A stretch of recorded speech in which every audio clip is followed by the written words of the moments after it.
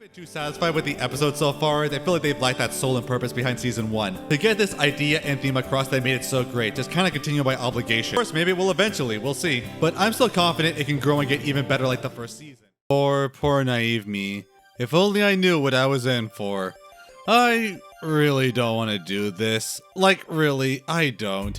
I don't like to be negative on my videos at all. I came in so hopeful on this series. I thought the first season of Fionna and Cake was practically a masterpiece that elevated the franchise and was incredible in virtually every way. I was excited to see where season 2 could go, with the possibilities set up for so many new adventures and developments and emotional growth. I mean, like, it was a sequel to one of my favorite things the show put out. It was finally going to get some attention to Huntress Wizard, one of my favorite characters, who I've constantly stated deserves so much more attention and development. Even when I was a bit dissatisfied with the first few episodes, I was positive it would turn around and get great. I mean, come on, the trailer promised so much. But instead, while I was watching, I just found an extremely mixed, disjointed season filled with some great ups, but with plenty of the worst lows for this franchise. I'm serious, most of the time it just becomes one of the most disjointed, underwhelming, unfocused series I've ever seen. Filled to the brim with inconsistent and frustrating character writing that ignores developments and plots outside and even inside of its own season, uneven narrative focus with pure padding and horrible pacing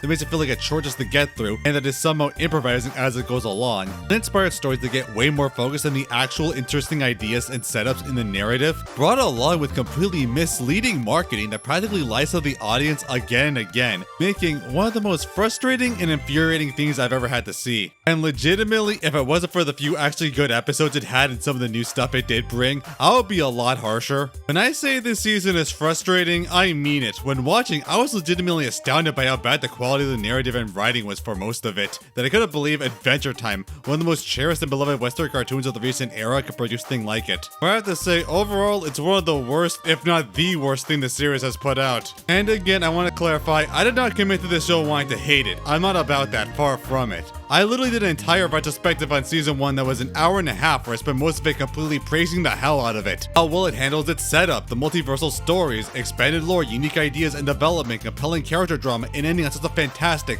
life-affirming note. It was incredible. Though I did have a few issues, some characterization, some kinda major plot holes, and I still think the ending twist of Winter King was stupid and badly written. People tell me that, like, no, you see, it's to show there's no way to avoid the curse of the crown, it's for the theme of the show. And like, yeah, I would agree with you if the next episode didn't show the Vampire King wearing the crown for a literal century with no physical or mental changes. That's maybe being a bit sillier, more in line with his pre-resurrected mindset. So if that was a theme, the show immediately contradicted it after. But even then, I admitted my problems in comparison to how absolutely fantastic everything else was. Just didn't even ultimately matter. But this season felt like the opposite. Like, I'm not gonna say it was entirely terrible. I did have some good moments and a few really standout episodes. But most of it was an awful, boring, infuriating waste of time that I genuinely can't believe it's in the same series as season 1. And it really is a testament to its inconsistent quality that it is by far the biggest divide I've seen in the fanbase and a piece of overall media from this show. Like, plenty of people also hated it and can't believe that this franchise brought it, but also people defend it as well. And I'm obligated to give my take on it. Now, as I said, I hate making negative videos. I seriously do. Like, look at my channel. I don't do this a lot. If I didn't make a video on season 1, I legit wouldn't even bother. But since I did, I have to cover it. I can't just make a season 1 retrospective and not talk about season 2 like pretending it doesn't exist. I really have to cover it. And I don't want to make it seem like I'm going out of my way to hate this series. When the series earns its laurels, I'll definitely say it and acknowledge it and praise it. I'll even say when some episodes are great and hell, even fantastic. But as you'll see, that'll really become rare. So with reluctance, let's do a proper deep dive on Fionna and Cake's unfortunately frustrating season 2. So I'm going to cover every single episode in the show in order to cover my whole thoughts. I wanted to try and avoid the summary, but if I'm really going to go into detail about my feelings, I'll have to go in depth, but I will streamline it a lot. So I do want to say, please actually watch the show and support it before you see it. Again, there's some good stuff in here. Watch if you're interested. Please get your own opinions before coming here. But okay, now the preamble. I should get into it, even if I don't want to. Hey, can I come out for this video? No, you stay back there as an end credit joke for the first season video. I don't want people getting the wrong idea. So it's the first episode, The Hare and the Sprout. Yeah, they have a completely different naming convention for the episodes in the first season. I'll get into it more later. Honestly, for how the rest of the show was, it actually is a decent enough start. They actually start out with a recap of the first season's events by none other than Astrid. Fitting enough, but like, why is she here in Marceline's house? I mean, like, I like Astrid just fine. She played her part in the first season well, and I love the twist that she's the creator of Castor Nova. But in context, why is she here for this? Like, seriously, why did someone bring her? Where are her parents? Did Simon adopt her or something? Well, okay, that's not the most off-putting thing about this intro. That reminds me, where is Finn?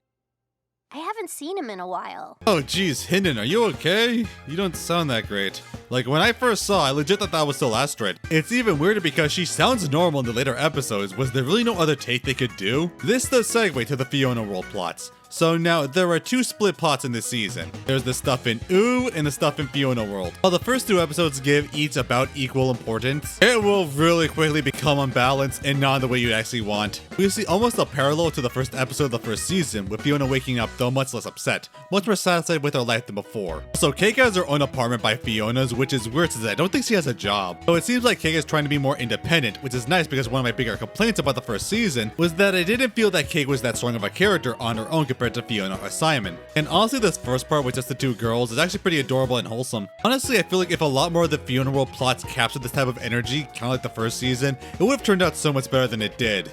But we'll get to that. Also, I should mention the intro. It's actually pretty cool. It kind of captures an anime type of deal. It's very well animated and colorful. It kind of promises a lot more substance than we actually managed to get. It feels like it should, but when you actually pay attention to it, it's slowly delivering everything you'll see, which is incredibly disappointing. If I could get something that promises like what the first season's intro did with the style and animation of the second seasons, I'd absolutely love it, but it's one of the bright points. It actually does start up pretty low-key, and probably the most the season actually does tie into the events of the first season. Not only do we see the collateral damage from the finale after the Scarab fight, but also the repairs trying to form from it. Fionna also has a bigger reputation now after stopping Scarab and saving her world, and is still doing her best to help out others, even those who she lost her job with. A lot more in line with our new worldview and helping out and developing her community. Even her previous employers actually appreciate it and are a bit remorseful over firing her and not seeing how she really is. It's actually a pretty nice idea that, as I said, pays off a lot of the previous season's content and has a nice vibe to it. I really wish the show took more of this direction than it inevitably did, as you'll see as we continue. But like, remember this as it's an important point for later. This has another point in the plot, as if you remember, in the first season, Gary and Marshall didn't get their corporate sponsor for Gary's bakery idea after snubbing Miss Abadir's offer and went indie,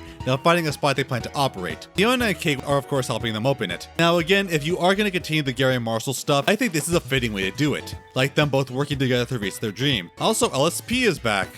Yay. Also, before that, Kate gets asked by a little girl to turn into stuff, which seems insignificant, but we'll get to later. But they have to go get candy from the candy store from before, and we see that Kate is trying to get it with Monochromic Horn's human counterpart. Yeah, this is one of my biggest red flags for the season just as it starts out. When they showed Mono was a human while Cake was a normal house cat, I was worried like, oh no, they're not gonna keep the romance from the universe, right? I mean, you made Cinnamon Bun an old lady and Flame Princess a young punk DJ guy, like, you can't make this work. And my face seeing this just, oh god, yeah, this just doesn't work. I'm sorry, this is really gross and awkward no matter how you do it. Like, I know she's a talking, shape-shifting cat, but she's still a cat and was literally a normal house cat less than a month ago. And even worse with the fact that later we see she's struggling with her animal instincts, so you can't even argue she's basically a person. I know that a horse and a cat relationship is just as biologically weird as a human and cat relationship, but come on, it's a lot less gross from our perspective. I've heard people defend this point like, well, you didn't have a problem with it in regular show and BoJack, and it's basically Roger and Jessica Rabbit. Except, no, it's not like that. In regular show and BoJack, their worlds are casually mixed in with anthro-animals and other beings. The point is that in those shows, the animal people are treated exactly like people in their world. Mostly they just look different and stand out. You could tell basically the same story with them if they were all human and lose practically nothing. In their worlds, they are basically people, and it's just an accepted part in the world. While in regular show there are normal animals, there's a big difference. It's really obvious why it's different here. Same thing with Roger and Jessica. That analogy doesn't work because they are both toons. They're just a toon rabbit and a toon human. It's not like a human and an animal. If a human and a toon got together, then, well, you just get cool world and no one wants that. Also, there's the comedy in these situations. It's supposed to be weird to us that humans and anthros are together, but it's normal in their world. It's supposed to be unrealistic for the joke. I mean, regular show has a gumball machine getting multiple girlfriends, but none of that works here. It's not a thing in their world. Cake is the only magical cat in their world, so her trying to get it on with a human dude is just very jarring. It's supposed to be a parallel to our world, which makes a human-cat relationship seem super wrong, especially considering that she's still biologically and partly mentally basically a cat who's just morphing their body to be humanoid. Like, no matter how you splice it, it brings up disturbing connotations and a very gross nature to it. It's like if a show legitimately tried to pair a human with Scooby-Doo romantically. Sure, he's as smart as a guy, he can walk and talk like a guy, but at the end of the day, that is a goddamn dog, and please don't get it on with the dog. And as I said, this is not played for comedy. It's not played satirically. It's played completely straight, presented like we're supposed to like support this 100%. And no, we cannot. This is really gross and I don't like looking at it. Like really, I'm watching it playing out like... Future Shady here, please keep the comments until the final episode. So yeah, when the show just presents us with this, it immediately got me concerned with where the show is going, especially if it dedicates a whole subplot for a cat and a human to get together. Like, reminder, she looks like this normally. I was so disturbed I didn't even care that Sir Slicer randomly got a gender bent for no reason. Okay, look, we gotta get Prismo. We need to turn this man into a horse, it's the only way. Oh yeah, also before this, on their way they get insulted by Queenie. Yes, Queenie, the King of Vu counterpart that had one scene in the first season to fire Fionna after messing up her bus tour job. Now, out of nowhere, just completely hates Fionna and even blames her for all the destruction. Okay? No, I kind of figured that moment of her saving her in the finale would amount to something, but I guess not. Fired her messy ass. I saved your life, Queenie. And what do you want? A widow trophy? And honestly, Queenie was entirely reasonable in her perspective for firing Fionna, so this really doesn't feel right. She only got mad at Fionna for not doing her job and risking her business. Like, King of Vu wasn't even like this. But it doesn't matter because everyone else still loves Fionna after the events of the episode. Remember this again, then says, The simpletons of this city might love you for now, but deep down you know you're a true loser. yeah, I stopped at Cosmic Reality Destroy Bounty Hunter and you run mediocre bus tours. Who here's the real loser? But no, Fionna just takes it as she walks away. Though along with it, we see Simon and Fionna can still talk through their cell phones after Winter King. Actually, shouldn't that have lost its magic after he died? I don't care. So it is nice to see that these two still bond and talk to each other about their lives. I love it. Also, like it now can call when before it just texted, as they also established Fionna's history being the ex of the popular DJ Flame Princess's counterpart. Gee, I sure hope this won't become one of the worst parts of the entire season. Though it segues back to Ooh with the conversation. Great segue, honestly. I guess Simon just buried Choose Goose out in the woods randomly. I love how his epitaph is literally just this. So in a cool cameo, we actually see the cured Vampire King as a lion. I've always wondered what was the story with that. Pursued by none other than Best Girl, Huntress Wizard. Hell yeah, let's do this. Let's give this girl a chance. Honestly, I really love the atmosphere of this scene, as well as the music. It really just captures a lot of the wild hunt that fits perfectly for the character. I wish the show had more moments like this.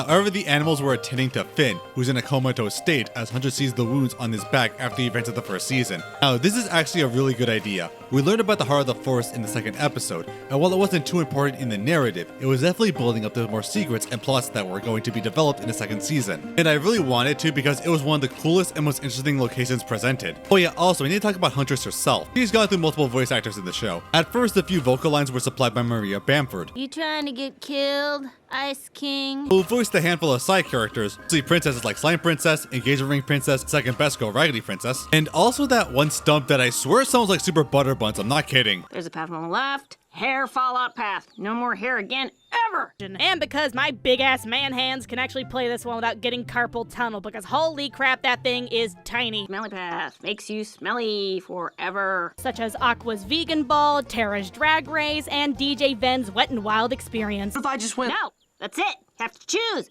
There's no other way.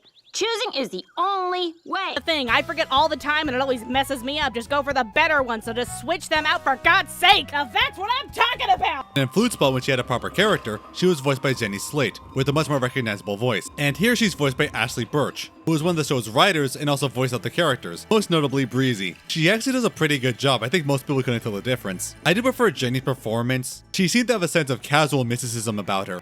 But exceptional beasts like us cannot fall in love. That is the secret of ordinary people. Finn, what poisoned you? A cockatrice, a naga, a medium-sized manticore? But I think she does well. On the topic, it's not the only VA change, as we soon see Gary and Marshall had their voices changed. Now played by Harvey Guillén and Chris Collins instead of Andrew Rannells and Donald Glover. Kinda sucks they lost their celebrity casting, but I think they do a good job. Again, most people probably couldn't tell. Well, actually Harvey is a bit noticeably different, but again, it's not terrible. What's wrong with her? And what's wrong with you? Friends, My dreams are finally coming true. Oh yeah, they get in a sweet spot together, where it looks like they're just gonna stay at the parking lot with food trucks as a location. Fits enough, I guess, and there's vibes all around, how wholesome. When Hunter shows up to give them some roses, building up some not so subtle romanticism. Even toast Fionna as a hero. Though another red flag appears as soon after, where it turns out that badass tower fight in the trailer was a dream. Yeah, so that literally wasn't building up to anything except a very vague instance of foreshadowing the plot that is frankly underwhelming anyway. But hey, I'm sure that this is just gonna be a one-time thing and isn't gonna be reoccurring in this season, I'm sure. Then they all get awakened by Queenie, who then out of nowhere is revealed to own the land the sweet spot is in and kicks them all out and takes their stuff. Somehow. Are the no squatters' rights? They should at least be able to get their own property back. Also, Cake should be able to handle this in like 2 seconds. Even if you can't just force them out, at least just pick up their stuff. Like, literally, what can they do about it? And everyone's shocked and horrified that Queenie now is everything. Wait, you're making Queenie the bad guy. She's the main villain here. Queenie, some douchebag manager who had 2 minutes of screen time the entire first season?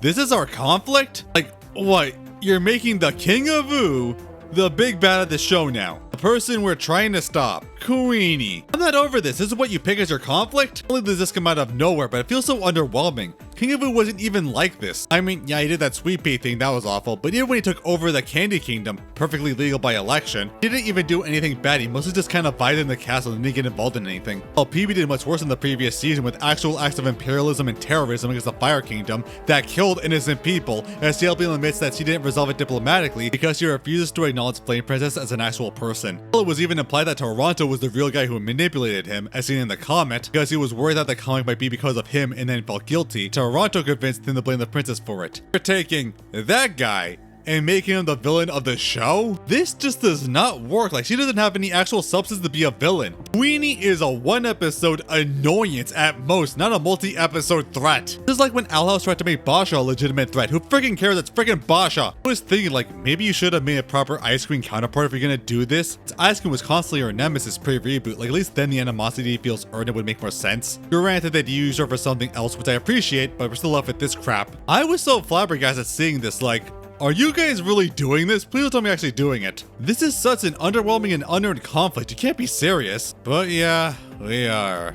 Oh boy. Yeah, you can already tell this show's gonna fall apart. But more importantly, back in Ooh, Hunters can't cure Finn's poison and then goes assignment for help, as he's worked his way up in between shows and gives lectures at Wizard School from Wizard City. You know, when I first saw this episode, I groaned like, oh god, you're making Wizard City important. After finishing this season, I want to sincerely apologize to her, like, I'm sorry I thought you were as bad as it got. I would take your generic Harry Potter magic school plot over most of this entire season. Also, you killed the kid, hardcore. Hunter's wizard cosplaying as a Lord of the Rings eagle confronts them with Finn, demanding to know what happened, as he explained it happened in the heart of the forest like last season, as he's mortified it leaves him and Nicare to find a solution. Going to the heart to investigate, seemingly going to the mystical bush, all while being hunted by the bear, as I called them, not helped by fighting Persona Winnie the Pooh here. And then, oh come on, you're doing that. Okay, so that was episode 1, and again, honestly, it's decent. It has some problems. I went over mostly on how they decided the plots and subplots of the Fionna world stuff, and especially just making the conflict just Queenie wanted to be an ass for no reason. But at least the stuff in Ooh is interesting and ties well into the established stuff in the first season. It has some good ideas, nice vibes at times, and decent pacing, and at least it does make you a little invested in it overall to see how it's going to turn out. And I mean, again, episode 1 of the first season was also pretty low-key and unassuming, even if that was the entire point to subvert expectations for the story. I'm sure just like that episode, this show would get so much better once it gets the introductions out of the way, and make new and more interesting conflicts and great concepts and development. I just know it. After the next episode, the Crocodile Who Bit a Log. Yeah, all these episodes have these naming conventions, it's kinda dumb. The Crocodile Who Bit a Log, the Lion of Embers, the Butterfly in the River, the Chimpanzee with kidney failure. Why? I don't know. Like, season 1 kept it simple. It was just the character who had the biggest significance in the episode. It worked great. Honestly, most of the titles are barely relevant to the actual story, and just come across like the show's trying to be more symbolic and significant than it is, especially to how they usually don't correlate at all. In fact, literally at the end, I'm going to go to analyzing each episode's title and how they correlate to what happened. Like before, the hare and the sprout. With how it's arranged, I guess it's supposed to be Fionna and Huntress. Yeah, they both took focus in the episode.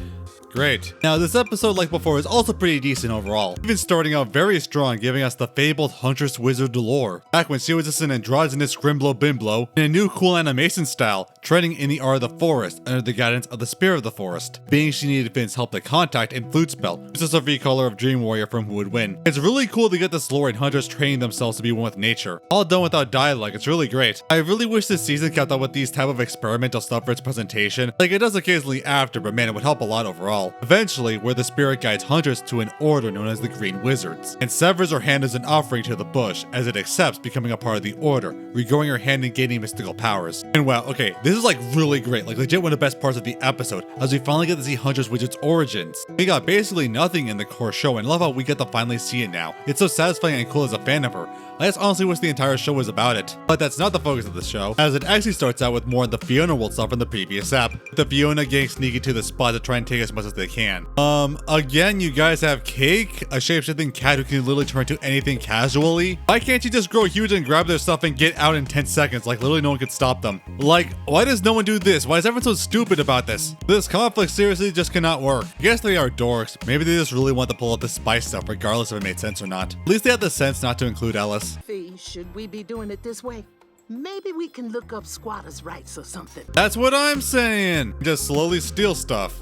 Again, why can't Cake just grab the whole thing? At least we actually get a good reason why Cake can't just deal with everything, as one of the guards is actually Siphon, one of the cosmic entities hunted by Scarab, who is free in the season 1 finale and lives in Fionna World, who is now working for Queenie. Though that's weird since he got a happy ending there working at a tea shop like he's always wanted. But even they acknowledge it, as apparently he got laid off screen and also worked for us a new job. I feel you, dude. Job market's nowadays. Even hilariously, the characters agree. Yeah, I get it, man. Jobs are a farce. Well, yeah, with this fire god guarding the place, they really can't just go take it by force.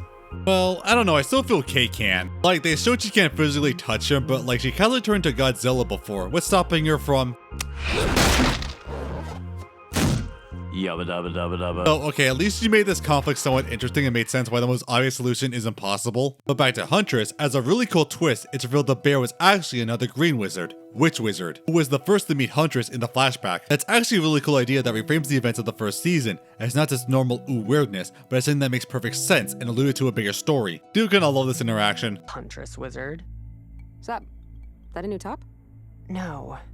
Yeah, no, it is. It is actually.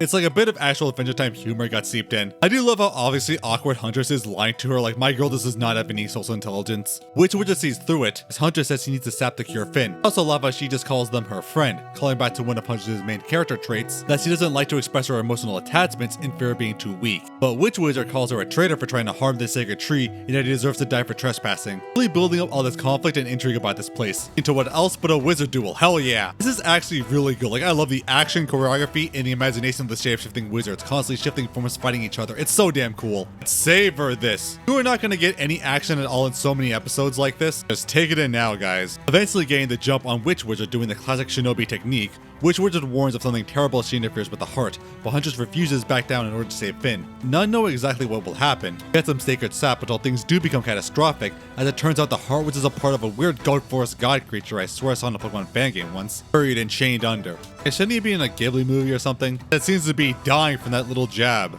Huh. The wizards lose their power and their masks. Gosh, it looks so weird without it. The thing just starts imploding for some reason in a portal. The other depowered wizard tried to kill her, as he falls in the source portal, going to a weird new dimension of vines and branches. Oh yeah, we're getting multiversal stories just like season 1. Well, until, oh, that's Gore. My favorite character.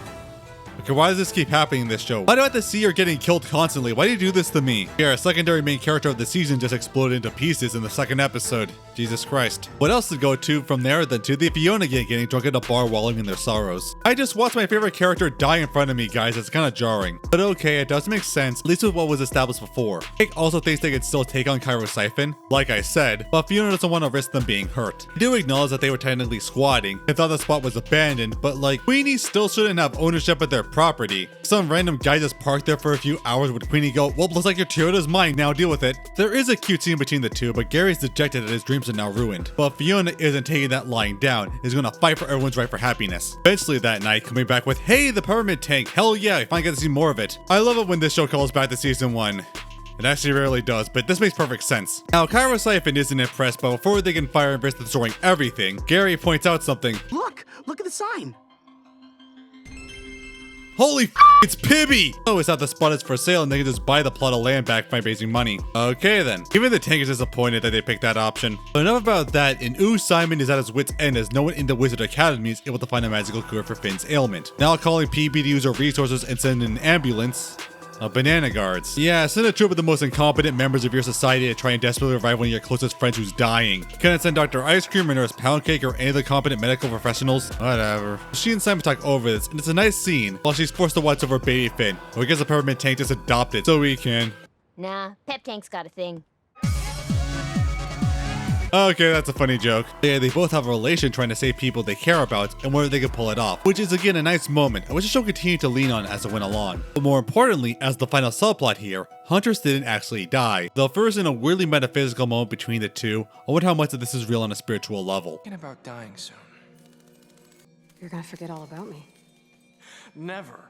I did really want to know more about these two relationship between the time of the series. There's a split apart in a weird vine tree dimension that just reminds me of the Simpsons movie, honestly. But there are some really cool angles and visuals where Huntress gets turned to a bunch of beans and hey, look at that, she gets an astral form badass. A cool thing to do with her given the spirituality part of her character. These scenes actually land in different dimensions, even many callbacks to season 1, as Huntress can sense the locations from it as the weird Vineverse gets weirder, even hearing a voice trying to guide her. This will be important much later. Eventually with the voice telling her that to leave, she needs to pick a way to grow. She connects with the parts of herself scattered through the dimensions. She hears Simon's voice and heads in that direction, but it turns out that it's Simon's voice on Fiona's phone, ending up in Fionna World as a little Pikmin thingy. Well, now things are marginally more difficult. Barely able to move, she's able to plant herself in a potted plant Fionna had, and can now regrow herself. So that's the second episode, and yeah, honestly not bad. It's actually good. I wouldn't say it's great though, as I still feel it was too split between different plots that made it hard to really get into, and the Fionna World stuff is still mostly uninteresting, even with the actual reasonings why the conflict isn't as simple as it once was. Looks like it's gonna get even more uninteresting. And the Simon stuff didn't look like it progressed much. But man, that Hunter stuff was great. Her lore and origin, more about others like her, the awesome fight,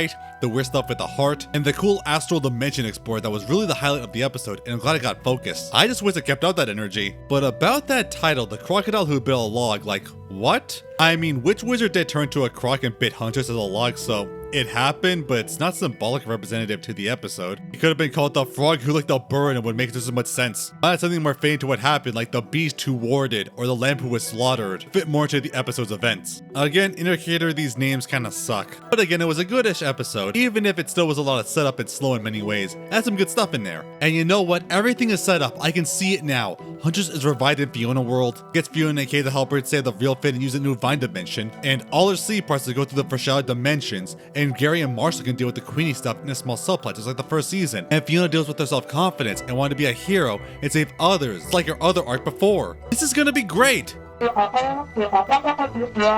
Wait, what? You're not doing that despite setting it up? You're gonna take the worst possible route in literally every regard?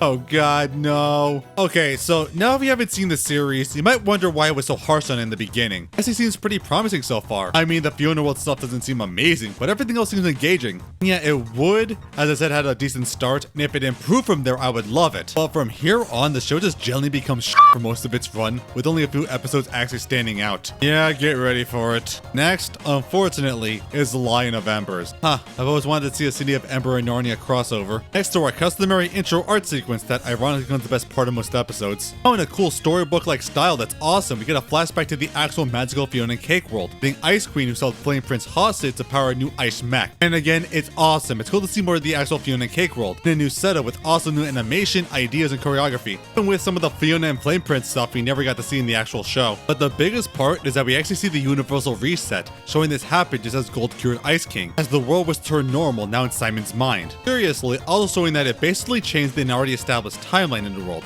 with the characters now having a new history in it. Cool. And yeah, that was literally the best part of the episode. Continuing in Fionna World, they are legitimately continuing the Queenie conflict and making it the main overarching plot. The Queenie demands 50,000 for the plot of land. They don't know how they can raise the money. Isn't Fionna like super famous around the town? Like the whole point of the first part of the first episode? Everyone treats her as a hero and loves her, even gaining the respect of her previous employers. Literally, Queenie was the only person in the entire city who doesn't like her after she saved all of their reality. Couldn't she use her new notoriety to get the funds to do it? Or even better, pressure Queenie to back off? Since she has the support of so many around town, she can make a massive boycott against their services until she lets it go? But no, that is literally never acknowledged again after the first episode. I'm serious. For all intents and purposes, that stuff might as well never happen at all, since at no point is he treated as some well-respected hero hero everyone loves. It really doesn't work. Not only does it contradict so much of the narrative, but contradicts her quote-unquote character arc. It is another indicator of my biggest problems with the series. The complete inconsistent writing on virtually every aspect, even just downright forgetting the continuity. So ignoring that really obvious solution, they plan to put on a venue to raise the money, and while they're talking, Huntress as a being is desperate to get water to, you know, live. It's almost eaten by baby Finn, which is relevant as it gets to the time room with Prisma and the Cosmic Owl.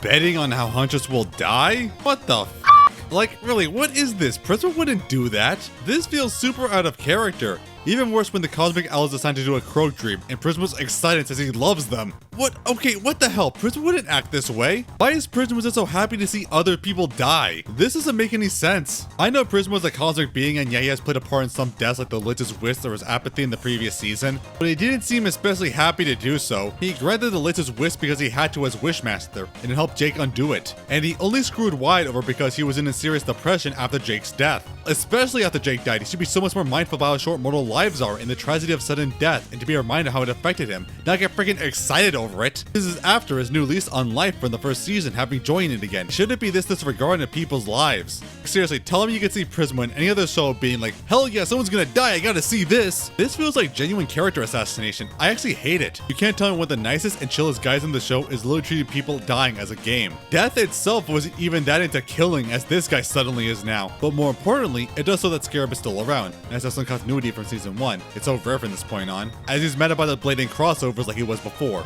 But Prisma explains it's not their jurisdiction, as there's another secret layer in the multiverse, that being the word Vine dimension from before Huntress came through in. Wait, so if a being from one universe crosses over to another universe by conventional ways, then it's a massive cosmic issue that needs immediate fixing. But if they go through the Vine way, then it's perfectly fine and it doesn't need any fixing?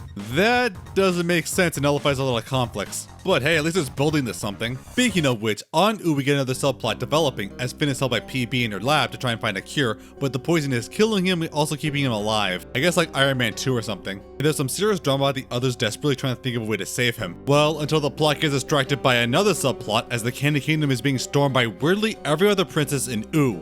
Oh man, the other princesses finally revolting over PB's constant atrocities and abuse of power? This is everything I've ever wanted! Okay, in all honesty, while I made my opinions on PB and her problems very obvious in virtually every Adventure Time video I've ever done, I have been kind of hesitating on every dig I make at her. I think it's just too distracting to dedicate so much time to it. I already got most of it out of my system in the first episode anyway, and honestly, it doesn't even do anything bad for the entire season, so I'll quit from now on. Also, wait, how is Cotton Candy Princess here? Like, she was in season 1, it's implied that she was supposed to be PB's ancestor years ago in the original first season continuity, holding the same niche, but she's a separate ruler? How? The new lore, PB made every candy person. How is there another candy person but in a completely different kingdom? This makes no sense. PB refused to even give Baby Snaps a crown. I doubt she'd ever give another of her people power. This literally makes no sense. Why? But yeah, in the trailer, it made it look like a full-on revolt or something, especially with the line here. Need to keep people's spirits up, or there could be panic across multiple kingdoms. In the season of the castle, turns out they're here to kiss Finn. What? Okay, so they heard about Finn in a comatose state.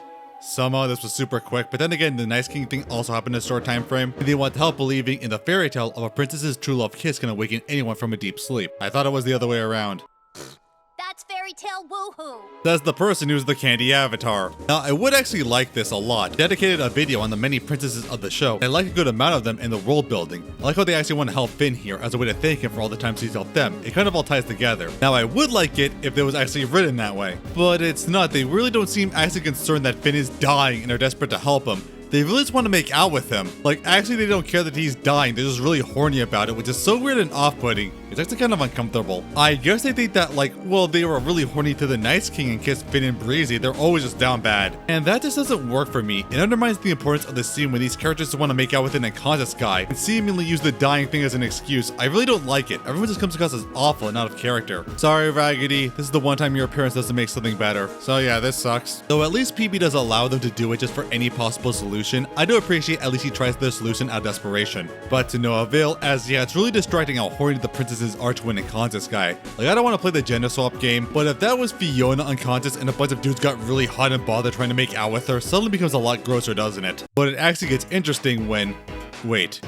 No, it can't be. They aren't actually gonna do it. Oh my god, Flame Princess, hell frickin' yeah! After not appearing at all in any of the sequel material, she finally makes an actual appearance in the franchise after several years. And what's this? It's not based around her rapping career? And she looks gorgeous! Are we back? Are we finally back? This is everything I've ever hoped for. Still reminiscing over her past love of him, she gives him her own kiss, and wow, the aura here is off the chart. Wait, so didn't this do a whole meltdown thing, like after burning low, like they couldn't expressly kiss? I guess maybe she finally got used to her powers, but they should acknowledge that. However, despite the build-up, it doesn't work. Well, Phoebe, guess you weren't the one. Oh, f off, show. Don't write Breakfast Princess like that. And Princess Daisy hosted the event and was perfectly kind and reasonable, trying to handle things diplomatically, even if she was kind of sassy when pushed. Only called out LSP since he made a huge scene and tried to make this very important event all about her, and rightfully told her off that she's an immature, irresponsible hobo that abandoned her kingdom and birthright to live in the woods, and she has no right to be here in a room with people trying to get stuff done. Everything she said was completely right, and she should have said it. She's one of the few people in the show that doesn't enable LSP. But I guess the season just thought, well, if she was mean to LSP, then she's mean to everyone, and just completely forgot everything else that happened. I hate it. Which with this episode, an awful characterization. But it doesn't matter. We got Flame Princess, one of my favorite characters, back, and when I thought the show did dirty and didn't fulfill her incredible character potential, focus it instead on her stupid rapping. She can finally help out the other characters in saving Finn and getting so much more development and screen time. What? You're not gonna do that? She doesn't do anything for the rest of the show? You just brought her for cheap fan service?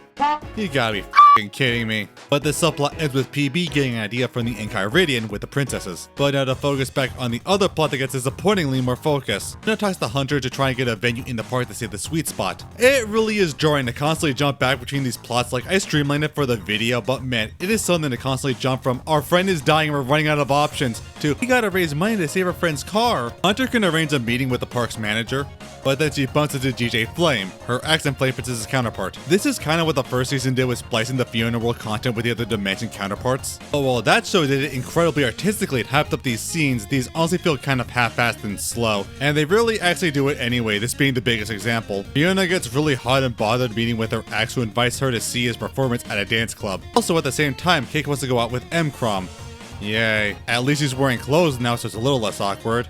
Little. It's also being hosted by the human equivalent of Elder Plops, who traumatized the younger me with the out-of-nowhere spooning moment. Fionna is all for seeing her celebrity ex again, even with Kay trying to tell her to get a grip after the breakup, as Fionna is certain they can reignite their lost love. However, instead of inviting her to the stage, he brings up the counterpart of Fern, Fennel, instead as his new girlfriend. And Fionna leaves heartbroken that he's now with basically her clone and goes off to cry. You know, the show builds us up as like a huge emotional tragic moment, but like, this whole thing was barely developed. We only had like one small scene with them to build up any sort of history and relation. Just suddenly treated like a big emotional twist. Like, it's underwhelming. I don't feel anything from this. I want to feel something, and it still wants me to feel it, but I don't because it never gave me a reason to care. But yeah, the show is adding another subplot to the mix this time. What I genuinely consider the kiss of death in any animated show, romance drama. I've covered so many shows on this channel that have this, and I've barely seen any of them that actually made it work. It literally becomes the worst aspect of practically any show it has that drive down the show's legacy.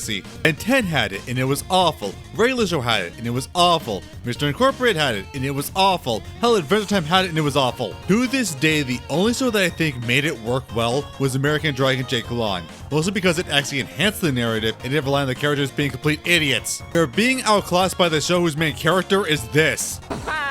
Is that all you got, Huntsman? Because I'm about to come over there and... Oh, now this season has it. And just like all its predecessors, it's completely awful and ruins the show. Just, God, why? Like, genuinely, why? This is the most painful thing to go through. Why do so many shows add it? It never turns out well. And it's basically just a teen drama now at this point, with the rest of the episode having Fionna drunk and in misery going to Hunter to talk about how awful she feels that DJ Fennel doesn't like her and is dating Fennel. Hunter actually knows Fennel as Fionna deals with her inner conflict. And again, I want to care about this. I really do, but the fact that all this had like 3 minutes of actual build-up, I really don't. Like, there's no setup or payoff to it. This feels very random and forced. The only build-up before this episode was in the montage of season 1's first episode, where he broke up with her over text, representing how sudden and awful the actual breakup was in the show. It feels like a joke of anything, making fun of how bad it was. You can't have this big emotional breakdown with Fionna over her feelings over this guy when we only seen this guy for a few minutes, with not really any on-screen development of their feelings or history or why she's so into him, and I expected to feel just as broken as her. We only get this guy like one dialogue scene with her. It just doesn't work, I'm sorry. So many of these conflicts and scenes are underdeveloped, so it's hard for me to actually get invested in it, despite the show treating it like I should, since it's literally the main focus of the show. Hunter's wizard is also dying of thirst, astral projecting to meet with Dream Warrior, from Who Would Win, now evolving from selling cheap cars to work at a place where everyone knows her name. Also, I thought he and the Spirit of the Forest were two separate characters, but the show kind of treats them like the same. That doesn't feel right. He asks how to get home, and in his vague ways tells her the cryptic clues on how to get back she has no idea. Maybe she could ride back on his cheap cars. My cars are cheap. And yeah, Hunter's Wizard's entire purpose in this episode could basically be summed up as... But then Fionna comes back home still crying over the events, thinking she's a loser no one likes, as her tears end up reviving Huntress Wizard. And yeah, that's it. But we actually end showing a dream in Farmworld by Big Destiny. Or Crow Dream as he's killed by his son Peanut. Wait, that was his son? Here's your reward.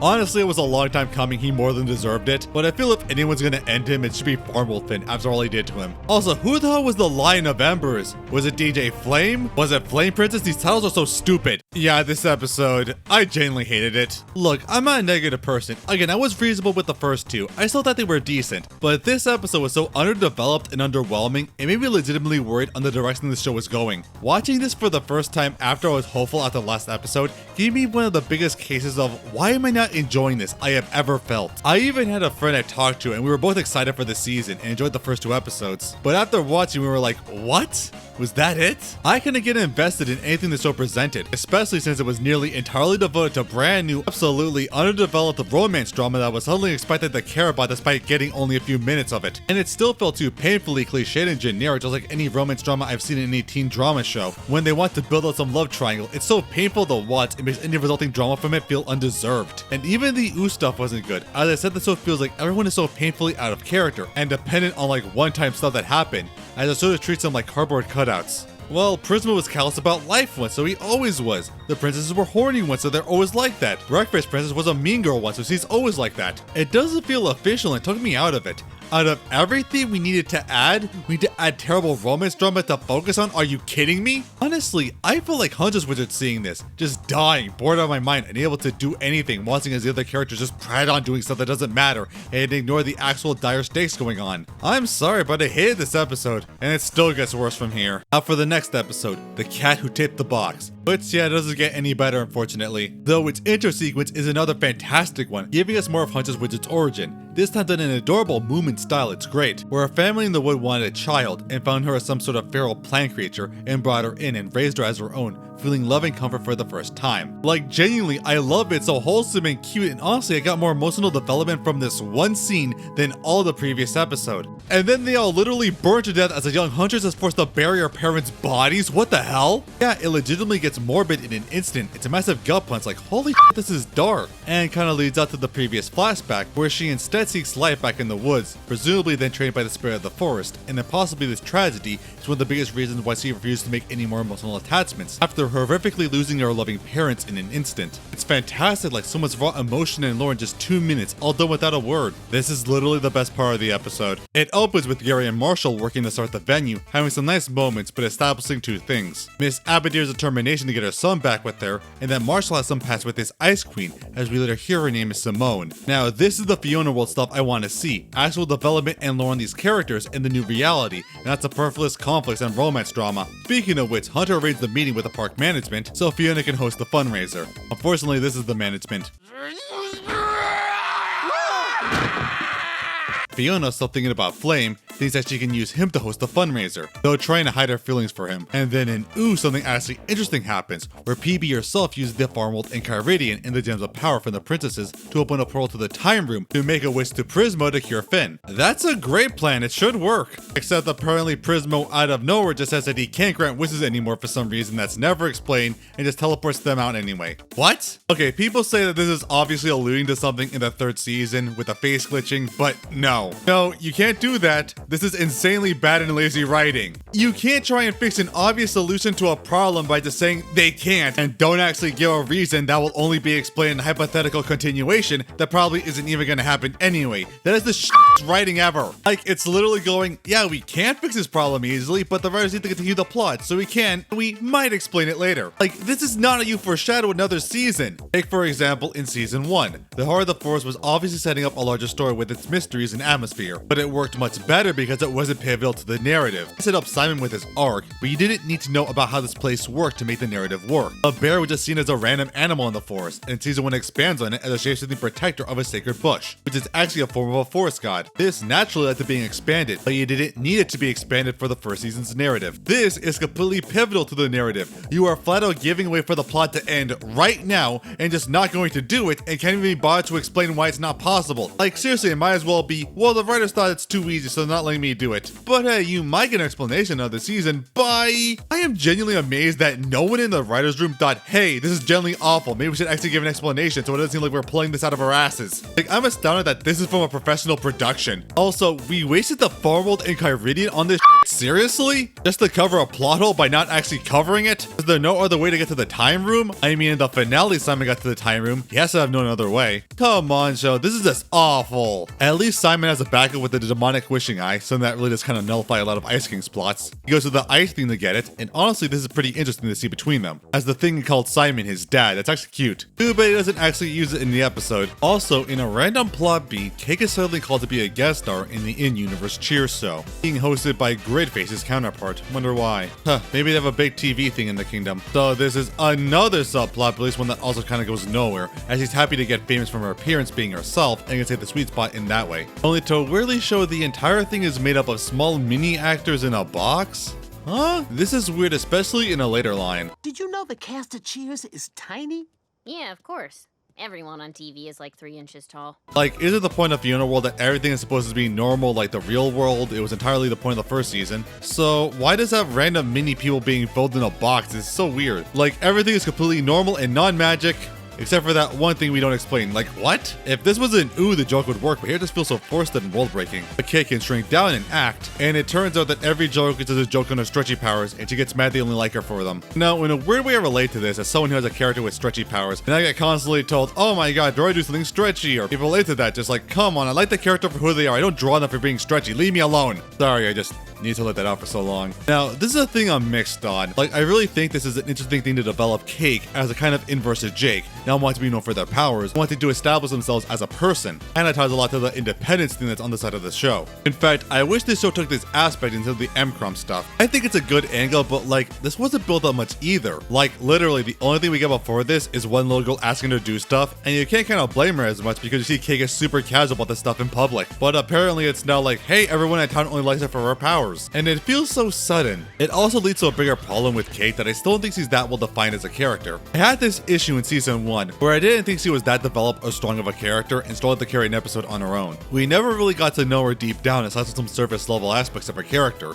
like her standoffishness, sassiness, occasional selfishness, love for Fionna. I appreciated certain plot beats in the first season, but I still thought overall that she was fine there, especially compared to Jake, who was one of the best personalities in the show and can take the helm of many episodes, ranging from a lovable chill slacker to a great big brother figure. This point feels like, okay, Cake is more than just her powers, but okay, then what else is she? I really wish they took more time to give her legitimate development and insights on her character as the literal co-star. We can sacrifice some of the dumb romance drama for it, I promise it's worth it. Anyway, she gets mad and tosses the box and nearly goes feral on the small guys. And this isn't relevant for like a lot of the episodes. In fact, I kind of thought this was pointless for a long time. Again, please give us some actual development from this. But speaking of dumb romance drama, we continue from Fionna as she continues reminiscing over her past with DJ Flame. And that's another issue with this show, like the pacing is genuinely awful. Again, I kind of streamlined a lot of it, but there's like 5 subplots now and the show is so split and constantly cuts like every 2 minutes between them. But since it does that, each of these plots are so badly handled and uneventful, it makes the show feel like it's going at a snail's pace where nothing actually happens. It's Fionna does a thing that doesn't matter, Simon does a thing that doesn't matter, Cake does a thing that doesn't matter, Huntress does a thing that doesn't matter, on repeat for like the entire run. And it feels like virtually every episode is like that. Imagine if the first season did that, like constantly cut between Fionna, Cake, Simon's perspective in the first 2 episodes every 2 minutes. It just doesn't develop anything, it makes every scene feel so long and drawn out. I would say maybe they should have done what the show did and dedicated an episode to each character's plot, but then I realized that's not possible, since all these subplots are literally the entire narrative. There's like no actual core story the show is moving towards. It's practically just a bunch of subplots that occasionally mingle together and make everything so unfocused and uninteresting. It is a genuine chore to watch at times. I genuinely haven't seen a show's narrative done this badly with this slow of a pace before, especially in a 10-episode series. It's legit like they struggle to reach the runtime and pad out everything they can. And yeah, the next scene really feels like it, with Fionna wandering around and remembering meaning Flame, or well, Felix as he's called, and how they got together and how their relationship grew. Also that they apparently did the deed. You know, maybe should have put it in the previous episode, like actually give a reason why Fionna got so attached to the Flame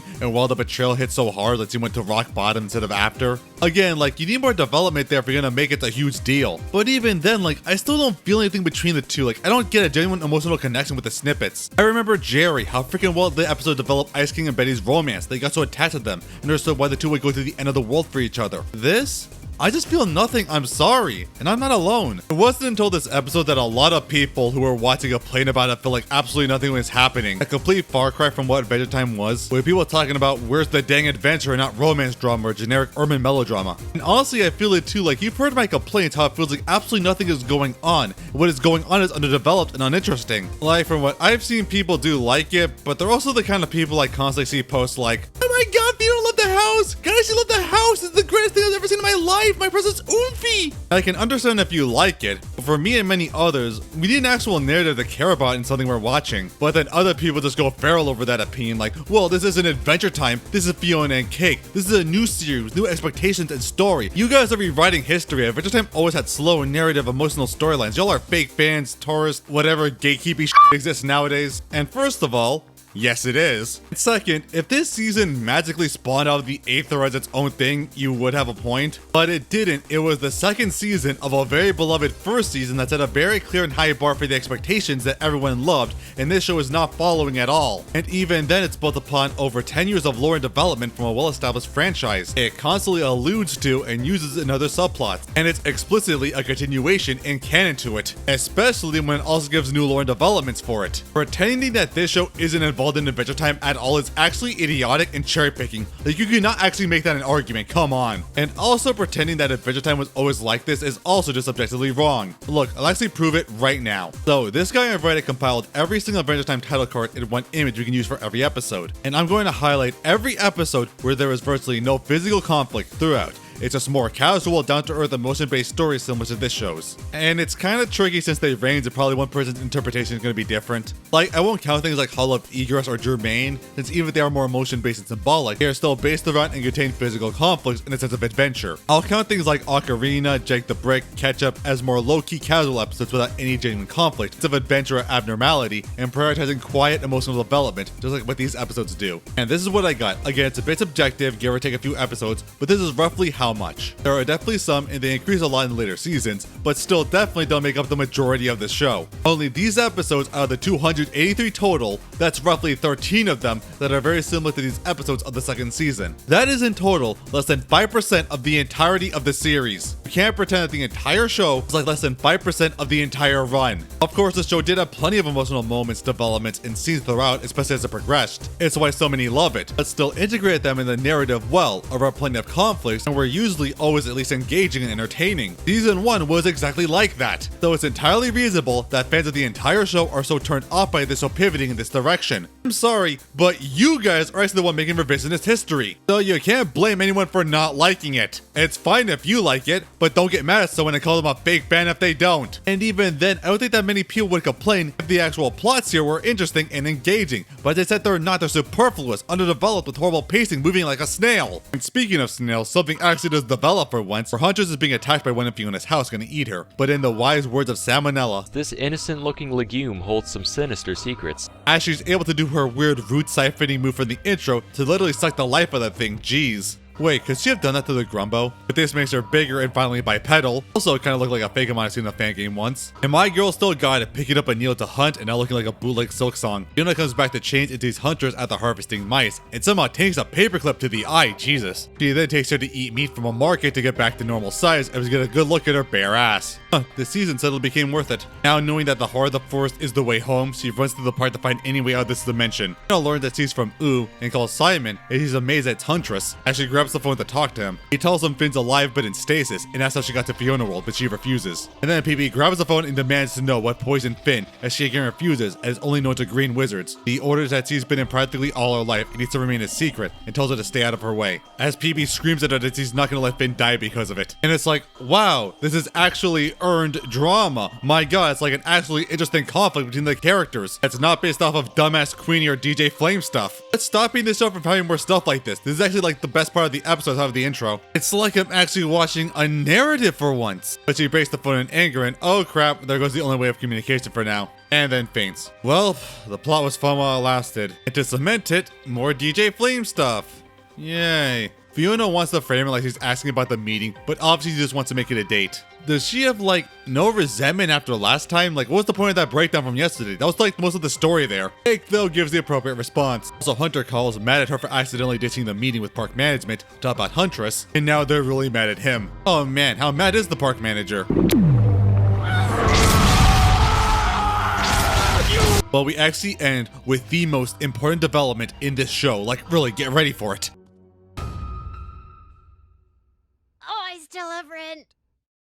Oh, come on. This is the stinger? Okay, so let's tack on another subplot here to get in the way of the actual narrative. I feel like I should keep track. Oh, the cat who tipped the box. She sure did. And I guess that's the most important thing in this episode. Yeah, this was awful. Like, genuinely until I rewatched this for this video, I forgot what even happened in this episode. It's so completely unfocused in every regard. It feels like absolutely nothing has happened. The only thing I remembered was the intro and Hunter's getting normal. That was it. As I said, this episode highlights the biggest problem with the series. There's so many subplots and most of them are boring, underdeveloped, uninteresting, and they feel like they go absolutely nowhere. This was the breaking point for so many people who realized this is what the show was becoming and rightfully got upset at it. Like, how do we go from season 1 to this? In season 1's 4th episode, we got the perfect exposition to what happened, the introduction to the main villain and their motivation, interesting ideas and conflicts presented, that added to the world building, and ended setting up the entire setup for the rest of the show. This season's 4th episode feels like nothing has actually progressed and the characters are still at square one. The Finn plot is still basically where it was, the fundraiser plot has gone nowhere, the romance plot is still aimless, and Hunter still get back to normal after 2 episodes of her doing nothing basically back to square one.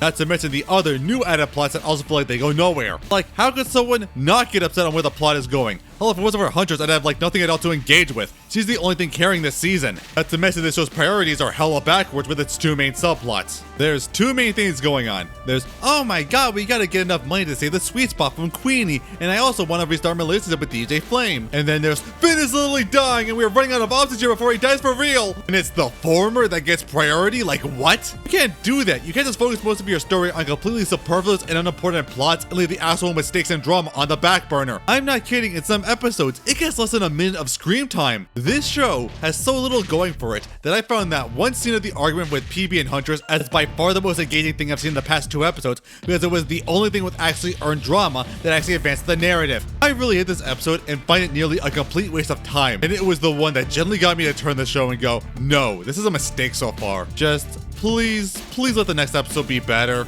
Actually, yeah, it is. We got a decent episode next, thank God. Butterfly and the River. And this time the intro isn't experimental, but now a flashback showing a young Marshall and more of their unseen relationship with their mom. I did always wonder why Marshall was so adamant to not be involved with her, since in the main universe, Hudson, despite being literally Satan, did genuinely love Marceline and tried his best to make her happy, even if he pushed boundaries a lot. But we see it was an abusive relationship apparently, pushing him to work at a young age and silencing any hint of his own personality or spirit. I'm not gonna lie, a part of this hit hard for me when I was that age not knowing I had autism.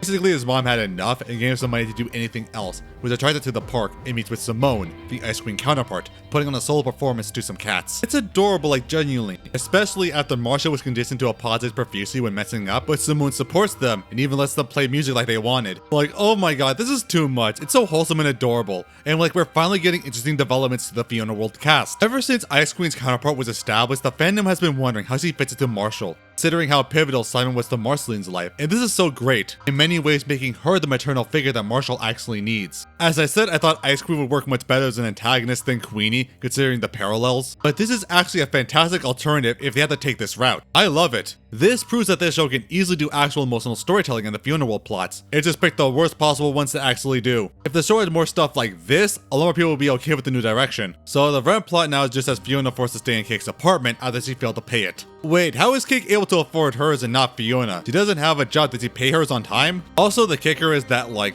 this literally has no impact on the story whatsoever. If Fionna kept her apartment, then like literally nothing would change. Hell, she has a literal hole in the wall. Can't she just go do this to the landlord?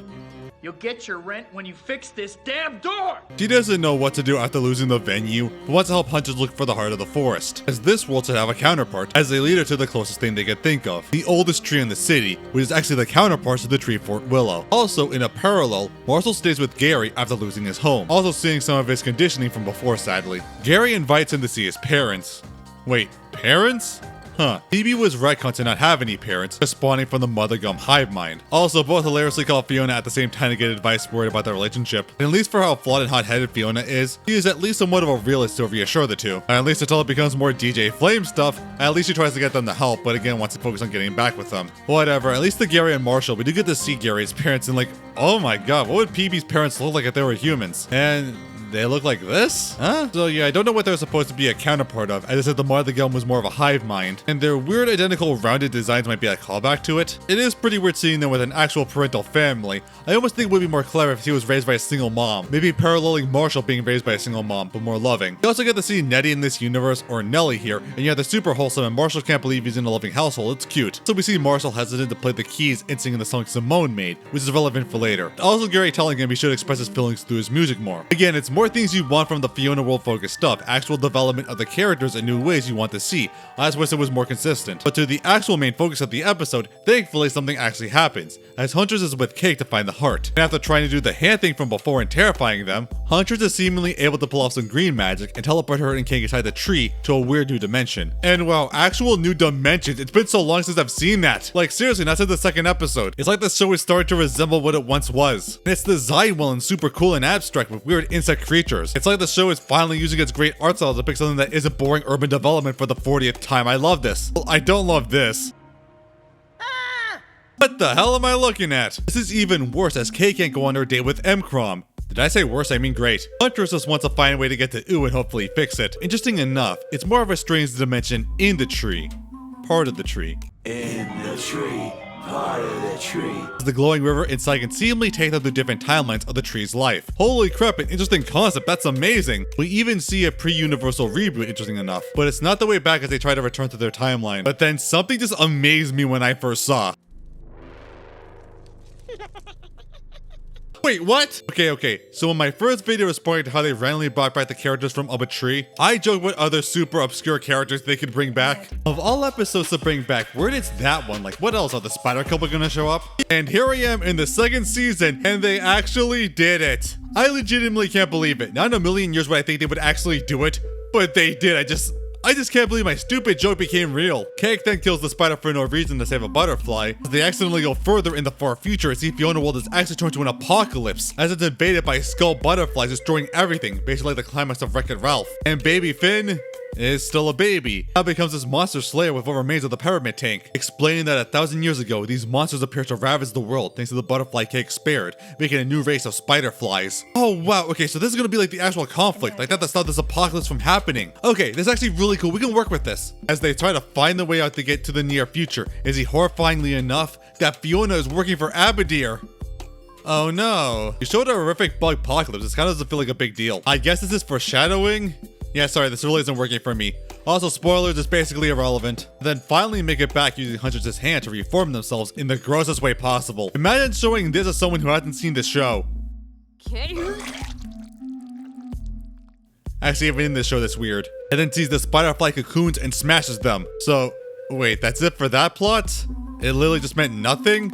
It was entirely pointless? Of course, it is in this season. Huntress also got larger horn, but it's also not relevant. What is relevant is that Fionna sees Queenie ready to demolish the spot, as she says it's literally just because she can and she hates them. Oh yeah, but then I remembered. I freaking hate you! And again, this just highlights how absolutely nothing the main conflict of the season is. Like, there is absolutely nothing to it. People still debate if Scarab was in the right for what he did in the first season. Even I debated multiple perspectives. But here, there is nothing. It's literally all just because one asshole wants to be a dick to the main characters for no reason. There's no nuance, there's no emotion, there's no reasoning or substance. It's just, well, we need a villain, but let's just turn the meanest person from the first season and they're gonna be our main threat now. Like Queenie from the first season, at least it was reasonable. She was just a businesswoman seeing their employees clearly didn't give a shit about her job and didn't do it right. Brought a cat that went crazy on her guest and might get a lawsuit and rightfully chewed her on it. And when she saw that she also didn't care at all, she rightfully fired her because she wasn't doing her job right. It was harsh, but it made sense, and that's it. Here, it's like literally that one meme, like, come the hell on. She's not a character, she's just a goddamn cartoon at this point. This doesn't deserve a multi-episode conflict. This is literally the subplot of a Simpsons episode. At least there it would make sense and be kind of funny. Here, it's just the most underwhelming, underwritten, nothing conflict that shows us treated as the main issue 100% seriously, and it makes so much of this stupid season so awful. And again, because Queenie is just irredeemable for no reason, the only way Fionna convinces her to stop is if they doubled the money to 100,000. Which, like, the 50,000 was already so out of reach and like literally nothing has happened so far to actually get there. It still feels like nothing has changed as the goalpost has moved a little further. And also ending the Fionna world story with her going to Abadir for help after catching her stalking assistant, Damien. Also, you might wonder, hey, what about the Finn stuff? Well, it gets less than a minute where Simon uses the eye to talk to Wishy. Also, I know Finn was normal when he was there, but I want the girls to look stupid too. Come on, let them look silly. Oh yeah, like last time the wish doesn't work for vague reasons. I don't even get why here. I really hope he gets a refund on the part of his soul he lost. So that was the butterfly in the river. Yeah, I mean, it made sense this time. There was a butterfly and there was a river, and it was the most interesting part. And yeah, it's okay. It's really held up by the smaller emotional stuff that's still good, and the interesting ideas and visuals it presented when Huntress and Cake were in the Willow Dimension. Though yeah, it is dragged down so much by the other problems of the show. Prioritizing stupid, underdeveloped conflicts is not committing to anything. That's the biggest problem with the episode. It still feels like the narrative hasn't progressed. The entire show feels like it, but this one's super evident, especially with what it shows. It makes interesting ideas and conflicts, but it does nothing with them. Especially the Spiderfly thing being raised and then solved in like only a few minutes, where basically nothing was really learned from the entire sequence. Huntress uses the tree thing like once that isn't plot pivotal and foreshadowing Fionna losing herself to Abadir, which was already basically shown at the end, and even then it's just a nothing state that literally doesn't matter in the story. Like, we are halfway through the season and it still feels like nothing has actually happened yet. Come on. Oh my god, guys, I can't believe it. We got a good episode. I knew you had it in you. Yeah, like seriously, this is an actually good episode that manages to progress the plot. Like, it's seriously incredible. Now to the bird and the clock. And our intro sequence is another weird one. Man, Zach Hiddle's in everything now, isn't he? This is actually cosmic level lore about two ancient cosmic brothers who did everything together and loved to play pranks. Then they did the sin of eating the ethereal pizza, or taking to court over it, and then argued with each other for the first time. One brother blamed the other for the crime, as punishment they were separated, with the accused sentenced deep below never seen again, and the blamer now punished to be the messenger of fate, the cosmic owl. Wait, holy hell, this was the cosmic owl's lore? It really didn't seem like it, but hey, that's actually a really cool idea. We get actual cosmic lore for these cosmic beings. And even fittingly feels like a Greek tale. It's awesome and actually relevant for later. But to the actual story, it starts out with Fionna apparently getting the funding for the venue by working with Abadir to hold it in the cemetery. And hey, Jay and Little Destiny, it's about time you showed up. Like, this season forgets most of the stuff that happened in the first one. Though yeah, obviously just trying to get Marshall back into her life. Cake is especially worried after seeing the future where she works effortlessly for her and betrays who she once was. Marshall is worried, but Garrett tries to help them see the light. Also interesting concept, but Hunter actually meets Huntress, and kind of hilariously Students finds him a much weaker, softer version of herself. Man, imagine meeting your parallel universe self and all they can do is call you pathetic. Real tough guy, huh?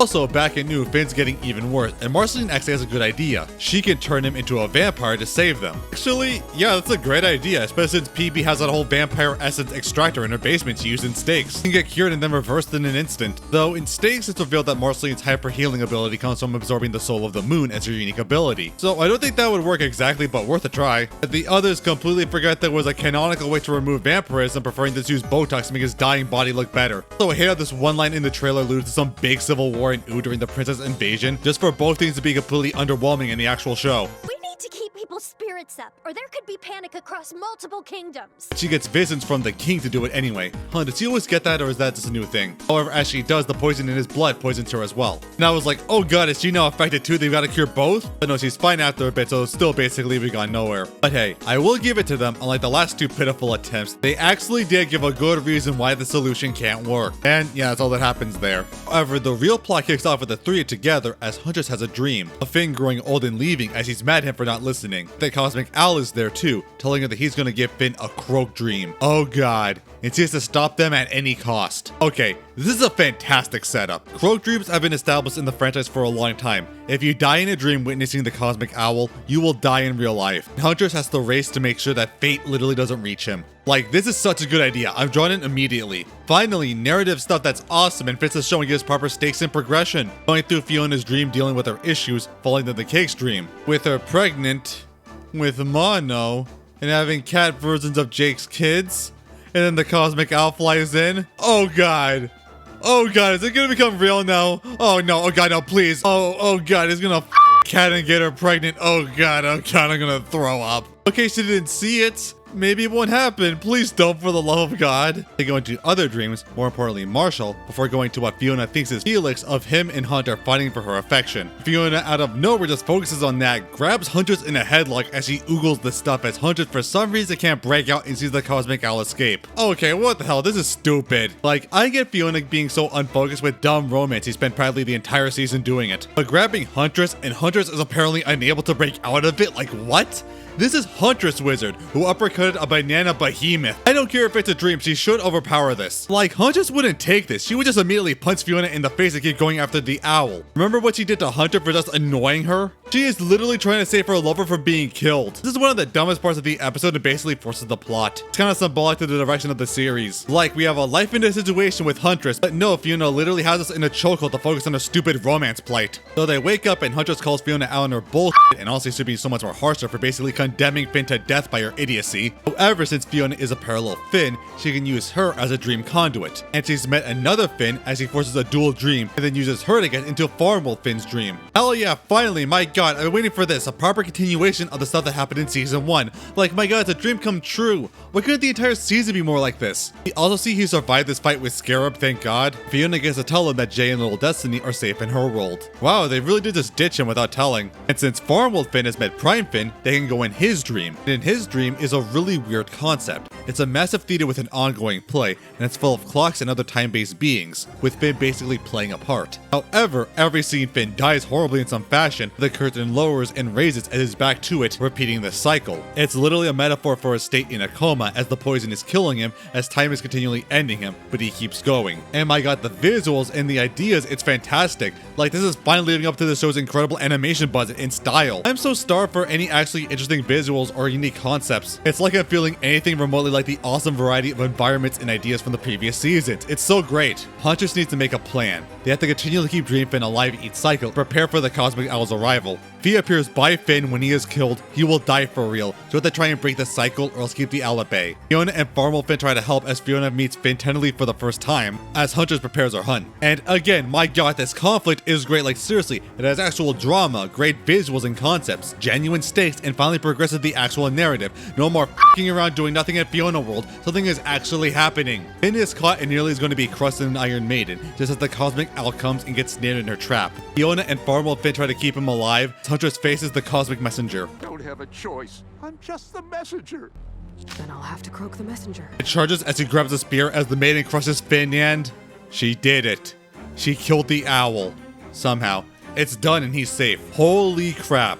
Like seriously, she just killed the owl to save Finn. And he's actually dead, like for real. Fiona's overwhelmed by everything, but Finn gets resurrected in the next curtain call and stuffed the body in a clock. Also an amazing scene where Farmwell Finn and Prime Finn as adults meet once again, saying that he owed Prime Finn after he saved his life during the events of Crossover. It's so good. I want to see this so bad. Also, Finn meets back up with Huntress as he promises he'll save him. And of course he says he loves her, but Huntress can't say it back and walks away. I love this scene, how it shows her character and how she buries her emotions. She has feelings and she wants to express them, but if she does, she'll be vulnerable and weak.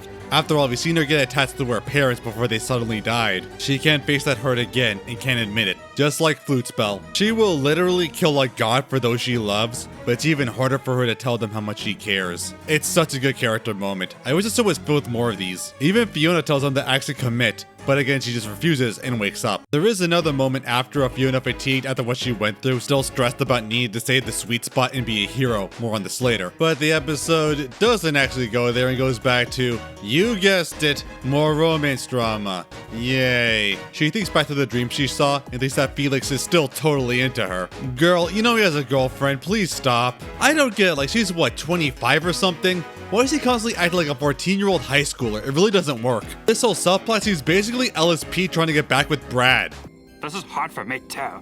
I mean, I used to eat chili cheese fries with Brad, so there's gonna be a lot of romantic tension on this ride. Though he just needs a little help for the fundraiser. We were doing so well, guys, come on. Hey, the title actually makes perfect sense. It's all about the owl, and the clock monsters were the biggest threat, and they literally stuff him in the clock. Good job. And yeah, good job all around for the episode. It's not perfect, it still has some issues like the other dumb subplot stuff that drives the entire season down. Not to mention that one really dumb moment. At least they weren't the main focus overall. The actual core of the plot was fantastic. It finally progressed the narrative in a way. It had hunters actively trying to save Finn, and a fantastic concept to stop the Cosmic Owl from making a croak dream. Also with great visuals that were like when the series was at its best in season 1, bringing back Farm Wolf Finn in a great way, and actually had proper stakes, drama, and emotional development. I was actually really happy when I first saw this. I figured, hell yeah, the show is finally picking back up. They're actually going to take the narrative seriously, with the more interesting and dynamic relations, finally giving the main focus to Finn instead of saving the sweet spot or getting back with DJ Flame. Though, I was worried that so much stuff in the trailer was from this episode and all a dream. Like, I'm not super upset that this episode's dream stuff was important and actually had consequences, but still not the best sign when it didn't all happen in reality like it seemed. Like, seriously, look,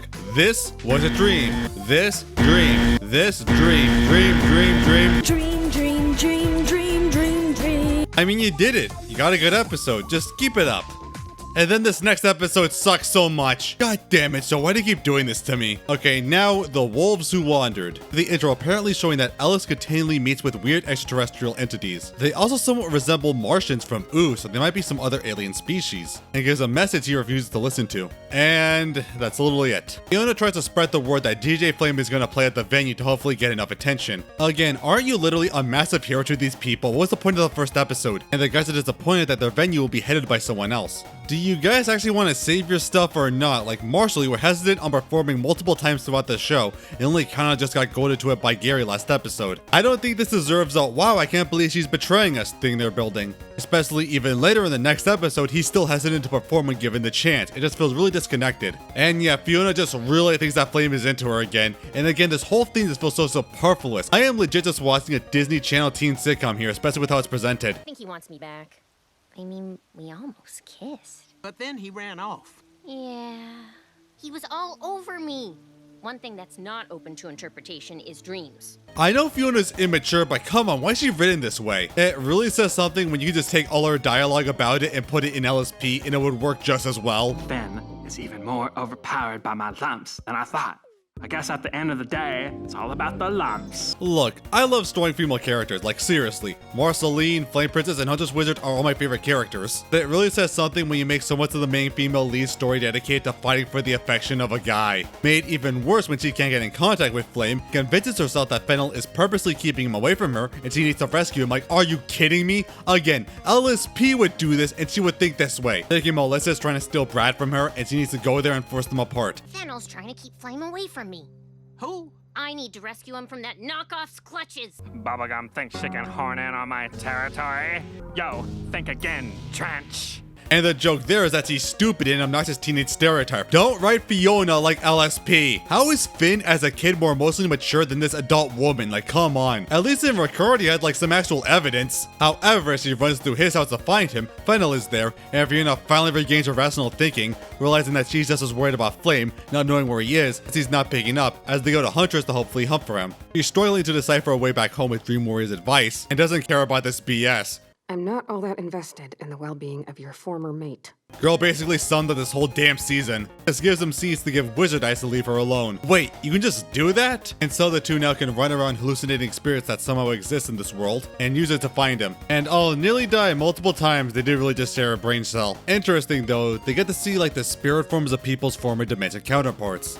Though this really isn't important. Also, Cake meets M-Cron and continues the romance. You know, if you have to have this character continually shapeshift into a human form, and now it actually looks like, and try your best not to make it super weird and gross, maybe you shouldn't be doing this in the first place. At least Ellis tells him about the aliens he's been seeing and how they might have taken him. But aliens aren't real. Girl, you literally fought vampires and cosmic beings a month ago. How can you say that? Cake has had enough of their antics and locks them in a porta potty, and they actually end up having a nice scene. Yeah, like seriously. You don't think that she keeps messing up and doing everything bad, as everyone else seems to be so much better, more competent, and is jealous, especially of Hunter. But Fennel tries to comfort her that Hunter has gone through a lot of rough times too, and was in a bad place, had to work hard to get where he is now. Tells her that it takes a lot of work for someone to get there. It's not just magic, everyone has been there. And I love this scene, like it's so great, it actually dives into these characters, lets them talk to each other, present their actual personal insecurities, and give legitimate lessons and guidance while expanding on their history. I wish the show had more of this type of actual character development and insight, and not spend most of its runtime on stupid, pointless subplots. If you're not going to have any actual adventure, please give me those emotional moments that are actually worth a damn, like Marshall and Simone. Not, wow, does Felix actually like me, and we gotta stop Queenie. Speaking of which, on the side, Huntress thinks DJ Flame is the key, and also goes looking for them. And we get a really important development that Miss Aberdare hired a guy to continually watch for Marshall when he was a kid, and also got rid of Simone after thinking her being around Marshall was suspicious. That seems horrible, but to be fair, if I was a parent and heard how often an ice cream vendor was hanging around my child, I would also take the worst case scenario. Marshall blasted he chose to be around her. I can't believe that they're the reason why she hasn't seen them again. Back to the girls, they focus on finding Felix and break out to see what looks like the Martian transporter in Ooh, fall by them. And it's actually sending them to Venus. Oh, I see, this is like the parallel version of Mars from Ooh. This is actually a really cool idea. Finally something new is happening. And oh my god, look at this place, the abstract visuals and architecture. It's like a Salvador Dali painting, it's great. Again, the show has such good art style for its visuals and backgrounds. Like, I'm so happy to see it put to good uses in these new cool environments and not the boring city for the millionth time. Like, please do something with your medium. All the locals on Venus are super loving and friendly, even when accidentally getting engaged to Fionna. And I love the variety of designs they have in the location. Again, we're finally getting more stuff visually like season 1, it's so nice. Even with the song leading to, I guess, the Abraham Lincoln equivalent, Venus. Fittingly enough, actually the Venus de Milo, and they captured DJ Flame as the ultimate source of love. And the girls challenged them to a duel to get them back now ready in the gladiatorial arena. You know, it was at this point I was like, this is too interesting for this show to do. Like, any other season would commit to this, but with how much it refuses to actually do any world traveling, I just know it's gonna pull a Spider-Fly thing and invalidate everything at the last moment. They go with these love-enhanced suit to fight this horror gladiator. In order to fight them, they have to be obsessed with love. The more they complement each other, the more they get muscly, buffer, bigger, and thicker, and then tightly wrestling and grappling the other, flexing in skin-tight outfits that define their ass. And okay, am I the only one feeling super awkward watching this scene? Like, genuinely, I don't want to play the king card, but it actually feels like it. I joked about the giantess scene in the finale, even they lampshaded it. This is my top fantasy! But I thought it worked there because, one, it was foreshadowed way earlier in the season, and also worked well for the big climax to make Fionna a hero. I had no problem. This just comes out of nowhere and feels super intimate and forced. Like, I can't help but feel there's some writer fantasy. I don't like to think that, but it feels that way. At least it's done, and then as they fly off, Fionna sees Fennel as the Ooh version of Fern, and both call each other beautiful while blushing and looking at each other longingly, and grab a hold of each other's faces. Because sure, why not put romantic tension between counterparts of characters with twin sibling dynamics? You know, one of the biggest things I hear about this season is that it feels like a shitty Wattpad shipping fanfic, and scenes like this just actually prove it's true. Like, what are we doing here? Why is it being presented this way? How did we even get here? This feels so genuinely amateurish. How is this actually canon? I'm done, man. I'm done. And then they drop Felix in space, and then surprise, surprise, it turns out they were all just tripping balls the whole time. So yeah, the entire Venus thing was just a dream. Come the hell on. Like, did anyone writing this know that dream endings are literally one of the most hated tropes in fiction because it means that we basically wasted our time watching stuff that isn't real or relevant? Like, again, all of this was a damn waste of time. And again, the show nods at actually taking the show in a new direction, an interesting direction like season 1, and then it goes, nope, that's not happening. You're gonna deal with romance, drama, and queening. You're gonna like it. It's like this show just genuinely wants to piss off its audience at this point. Turns out Flame actually out of nowhere has a gig for the Lemon Corps and didn't tell anyone about it. Not even his girlfriend, and just never let on any form of communication. Like, he didn't even tell Fionna the other day that he's booked for a bit. Again, why is it written like this? Really, why? Ugh. Huntress rightfully calls him out for being a shithead over this. Then Kate calls her out for trying to find Flame and not looking for Fionna. But Huntress never said she would. There was no scene like that. She was just there on the site and was on the tray for Flame. Kinda makes this parallel moment fall flat. Hunter then pressures Flame to commit after he promised he'll be there tomorrow for the gig. Remember this. But yeah, they find them as the wizard eyes wear off and hey, at least Fionna and Fenn are starting to get along. Did we really need all of this? I got so much more out of the porta potty scene. Again, Fionna was already insanely matured, it's not earned. Then Huntress says this. I mulled it over. I will help you save your sweet spot. Finn is literally dying! You killed a cosmic being last night to spare him, now you're throwing it all away because, what, a cat shamed you for not helping her find her friends who were off on Venus? What is wrong with everyone in this episode? Like, seriously, is anyone okay? At least it's reason that she thinks Fionna is the broken tool from the advice. Yeah, I still don't buy Huntress would do this, even on the vague prophecy. Also, Marshall quits the mausoleum venue after learning what she did to Simone. Fionna still thinks the fundraiser should go on to save their dreams, but Marshall seems spiteful over it. Like, I think it's supposed to be like he refuses to allow it if it's by his mother's funding, but the show almost presents it like he's mad at Fionna for even trying to do it. Again, I don't really understand what this show is even trying to do anymore. That was The Wolves Who Wandered.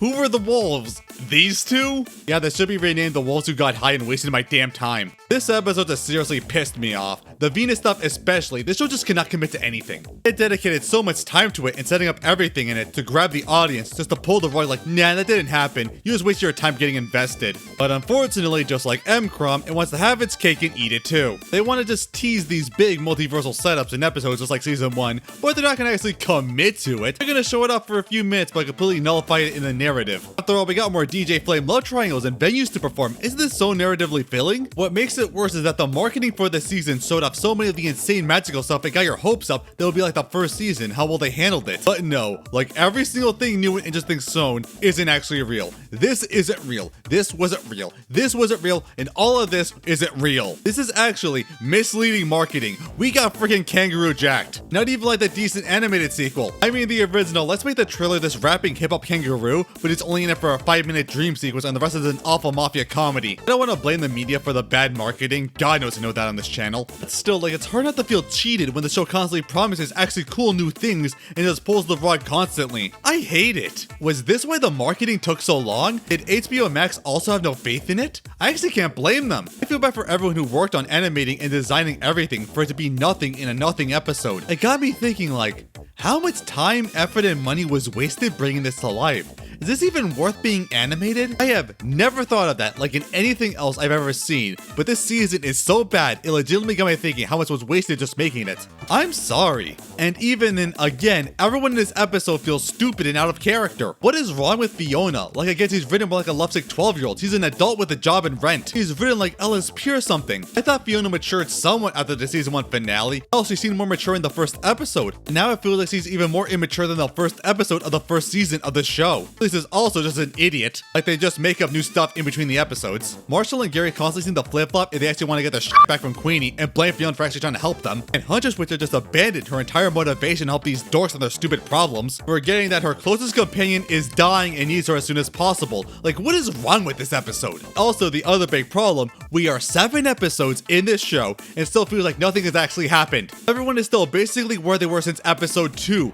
In episode 7 of season 1, we had the Star, got to look at an alternative universe where the Vampire King raised Marceline instead of Simon, as he saw his surrogate daughter turn into a bloodthirsty monster, join a last-ditch effort by a resistance to save the entire world. Fionna terrified of the danger around her and stopped Big Cake multiple times as she thinks she can fix everything, but she loves it so much he can't stand to see them hurt, as Gary and Marshall affirm their relationship and sacrifice their happy ending for the sake of Marshall. It was one of the best episodes of that season, and like compared to all this what is wrong here? I sound mad, like this episode legitimately made me this way. I'm just fresh out of rewatching it, and I feel pissed off how bad this has gotten. My patience has run out. After episode 6, I really thought that this show was finally gonna pick up, but no, it fell even further than it ever has before. I legitimately lost my faith in this show after it, and if I wasn't obligated to make a video on it, I might have not even continued watching it. It was that bad. Now to episode 8.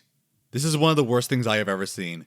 Yes, really. To the insect that's saying, we actually get an interesting intro with the cool new animation style. Enjoy it, it's one of the best parts of the episode. It actually gives lore to the Green Wizards interesting enough, explaining that they used to be a band of pathetic thieves in the forest till the spirit of the forest led them to the heart of the forest creature, who gave them green magic, not able to use the incredible powers of nature. However, they wanted more, and ended up imprisoning and burying the heart to keep their magic forever.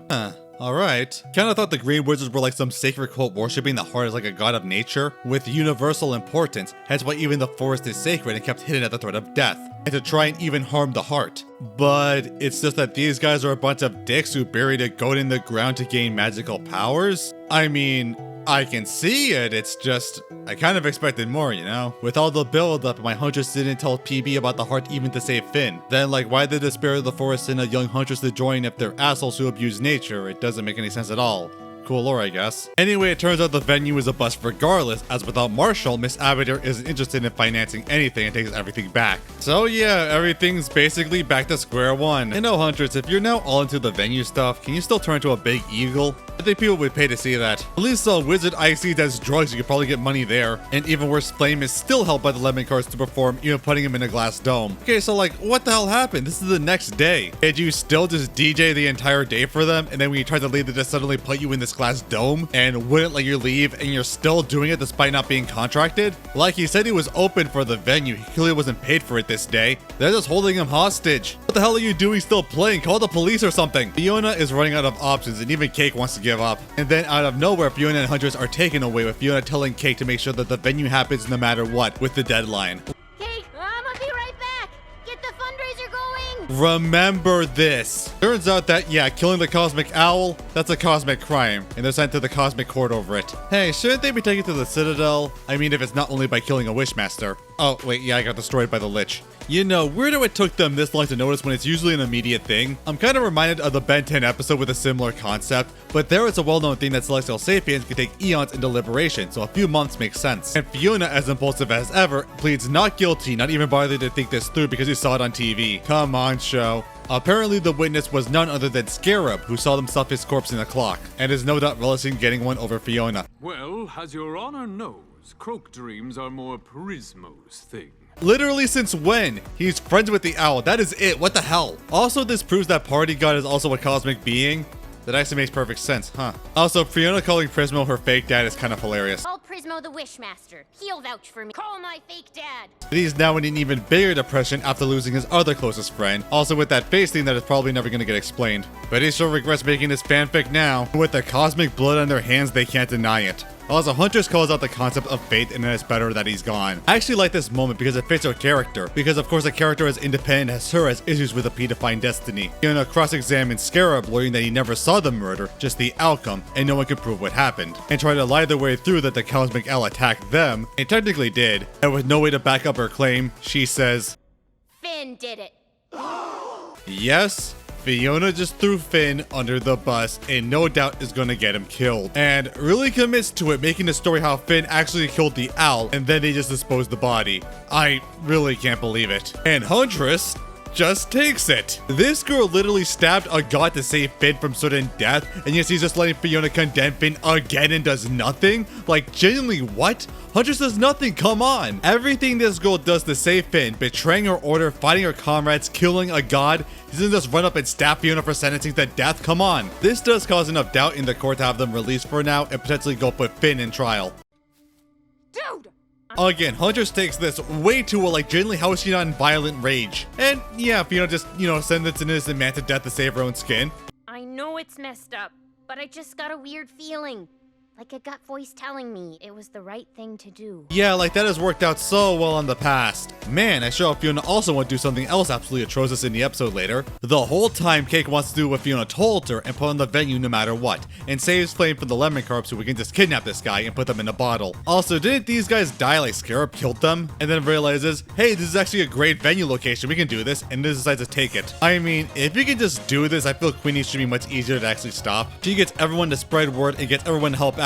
The dudes, even the other Dimension guys. Again, they really should be in it more. But that night, DJ Flame can't perform yet, exhausted as apparently the lemon cards made them DJ for 2 days straight. Okay, again, like how? Okay, he was gone for a few days, apparently on a multi-day gig or something. He never told anyone about. It was for their dog's birthday, so I thought they would make him perform before that, so it doesn't make sense. And he thought he was free for the venue because he promised, and then maybe the other day was how they held him hostage again? But again, at that point, it's not an appointment. So why is he still playing and not calling the damn cops? And even then, he definitely had a few hours to rest once he was rescued. Like, it was morning and now it's night. And they treat it like he's so exhausted he can't do anything. Again, this makes no sense. This is really just to force the next plot, either that or padding. As because of it, they have to buy time until he can rest and keep the crowd ready as everyone else pulls on the variety show. Meanwhile, Marshall is there and finds Simone and tells her about what he found out. Simone feels bad about getting in the way of his mom's relationship, but says that he got into music because of her and she was a great influence for him. He was going to make a song for her, but he feels like he can't. Simone said that she would love to hear it one day. And then when time's running out, he gets his guitar and performs his new song, Trust Fall, for her. And it's honestly fantastic. Trust fall, can I count on you at all? Like, God, this works so well. The emotional delivery of the scene and the connections and relationship with the characters, it's just a fantastic payoff to all of it. This completely proves you can totally make the ordinary Fionna world plots work and actually have substance and emotions to them and make it fantastic. But the show focuses so much on the stupid stuff that doesn't matter and no one can get into. This stuff should have been the focus of all these plots, not buried so far between them. I got so much more emotionally attached to Marshall and Simone's relationship than literally any of the Queenie or DJ Flame, even like the random story pivots that don't ultimately matter in the narrative. This is beautiful, do more of this. Let me actually care about these characters and this world. And yeah, this is literally the best part of the episode, and it allows enough time for Flame to reform and raise the money, but only halfway. So Kay grabs the Cheers cameras to broadcast the fundraiser and asks everyone in town for more donations, even manually searching out all over the city to get them. Again, if Fionna in the first episode was so loved and popular around town, could she already do this from like the very start? Again, why did the show introduce it if it means nothing? And she did it. They got the money. My God, Kay really did just practically single-handedly save this entire operation. I gotta give her props for that. But also the fact that the money plot got solved in like less than half an episode really does show how, again, underwhelming and pointless the entire subplot is. Like, why is it given the most narrative focus? She meets M. Crumb. Oh no, oh no, oh no, oh God, they're kissing. Please stop, I don't consent to this. Oh, thank God. And then Huntress and Fionna come back and Fionna sees what they did. Awesome. Wait, but Fiona's upset? They boys nighted without me? What do you mean without you? You told them to, remember? Get the fundraiser going! Then DJ Flame comes out complimenting her and they make out? What? Congratulations, Fionna and Cake. You become regular show. Then Fionna runs off crying, and then Nessie's called by Abadir, who's impressed with her and offers her a job filled with perks somehow. She didn't even do anything. You know, with the stuff before, I thought Fionna was gonna like give up her freedom for Abadir to help out Gary and Marshall to stop Queenie in a parallel of Marshall's attempted sacrifice in season 1, then would lose herself ironically to save her friends in the only way to help them. Like her heroics gone too far, but no, this just feels unearned all around. By the way, this is literally never mentioned again in the entire show, another drop plot point. And oh boy, here's where the episode just gets irredeemable. She keeps crying and then finds the sweet spot and says, I bust my butt for their dreams to make them happy, and then they go and just do it without me? Are you kidding me? Like, are you actually kidding me? First off, it generally feels like you've done little to nothing to make this happen. If anything, you are way too interested in getting back with your ex most of the time. Let's actually count it. So you asked Hunter to try and put on the venue at the park. You couldn't. You asked Felix to headline it. Okay, good, you did that. And you asked Abadir for another venue, and then that fell apart this morning. So no, you really didn't contribute a whole lot to making this work, unlike Kik, who basically had to pull the ultimate hustle to make this work and just barely got it done on time. So no, Fionna, you don't get to have a... You know how much I sacrificed? And also, they did it without me? You literally told Cake to do it that morning. You told her to put on the venue without you. How the hell are you so upset and breaking down over something that you told someone to? Like, genuinely, how does this work? Did the show forget that? Is it that hard to check the script in the same episode? And even then, like, what did you want them to do? Wait for you on the deadline after you constantly went, no, we need to do this, we need to do this. Every step of the way, even when everyone else wanted to quit? Is this all for your ego? Was all your heroics because you wanted to feel like a hero? Because that literally doesn't work with everything set up. You can't just do that. And then just gets a bulldozer and plows through the place in rage, yelling about how much they don't need her. Like, genuinely, what the show? This is complete character assassination. Fionna in season 1, once learning the true cost of the ice crown, refused to let Simon wear it. He didn't want to send it to someone she just got to know for that fate to get literally everything she's ever wanted, even basically accepting her own death. Fionna, you're all gonna die otherwise. Everybody dies! Shouldn't they get to die as themselves? And even still, later refusing to let Ice King wear it and change the world, as Scarapta and Sorripo the entire thing, because... What if... If we die, we'll die together. As ourselves. Fair that your world is in my stupid head. Hey, if it wasn't, we wouldn't have met B. Simon Petrikov. That person just went on a rampage blaming her friends for doing something that he literally told them to do and was working all week because they did it without her, like she said to do, over ego and stupidity. Like, what the hell is this writing? I guess Fionna just didn't mature at all as a character since season 1, and she's more immature than ever. Apparently it's for Fiona's own sense of being a failure, but like, no, this isn't how you do it. You're literally just writing her doing awful things for no reason and then feeling bad about it. That's not earned. Again, season 1 did this better. She was a up, but she always had the best of intentions. And Winter King tried to be a hero and save Winter King just to accidentally kill him. And then the stupid twist at the end made it a net good, which completely invalidates the point the show made about it, which is another reason why I think it's a genuinely terrible twist that ruins the episode. But then in the next episode, he stops the resistance to save some innocents, but accidentally gets them in an ambush which costs Martin his life. And later she stops Cake from taking the Vampire King's crown because he didn't want to get hurt or killed. And because of that, they're warped to the extinction world with no way out, as Cake calls them out for ruining everything, as she breaks down with how much he'd ended up ruining everything. And that's earned. It felt real. She genuinely tried her best but always ended up making things worse outside of her control. Here, she cheats with her ex. She gets mad at her friends for doing the things he told them to do, and this destroys everything she's worked over nothing. She does just genuinely awful things for no reason, and this also treats it like it's some character flaw. It's not, it's just awful character breaking writing. As a writer, if you have to break a character to force a plot to happen, then you have failed at your task. I can't feel bad for a character when they keep doing self-destructive stuff for no reason when they should be better than that. I just get mad. I haven't seen character writing this bad and breaking since The Cooler. People still have the balls to defend it. People online are like, I don't want to see anyone be mean to Fionna. She's a complex character going through a lot. Okay then, please tell me the nuance of cheating with your ex in front of his girlfriend you just got to know more. Please tell me the nuance of blaming your friends for doing the thing you told them to do and then getting mad about it and destroying their stuff. It's amazing, like, Finn was a 14-year-old boy who mostly manipulated his girlfriend and has destroyed a kingdom, and everyone in the show and in the fandom calls him out on it, and he experienced so many actual consequences for it. This is like a 25-year-old grown woman doing this for no reason, and apparently we're not supposed to question it or hold her accountable. Like, no, she's an adult and fully in control of her actions. It's amazing, like, this fandom will genuinely never hold the character accountable for their actions if they're a cute girl. That's the objective truth at this point. And again, genuinely written like a 12-year-old here having a temper tantrum, like she's an adult. This is some of the worst writing I've seen in my life. It's amazingly terrible. I can't believe this is coming from the same show as season 1. And then Huntress comes in saying that the heart of the forest was all in the roses around the world. That really comes out of nowhere. Like, literally, there was no build-up to this. And then there's another mind meld with Fionna. And back on Ooh, the episode ends with the three fighting the heart creature dying, having bled out completely. There's nothing they can do but euthanize it. And now Finn is taken for a trial in his inevitable death by Fionna. Okay, what the hell was the insect who sang? Like, genuinely. Was it Scarab? I mean, I guess he's kind of a bug. But he didn't sing. Unless you mean like confessing. But he didn't even confess. He wasn't on trial. These names are so damn stupid. So yeah, this episode. There was a Steven Universe clip going around that perfectly encapsulated it. What? What have they done? They've changed all the characters and I don't care about any of them.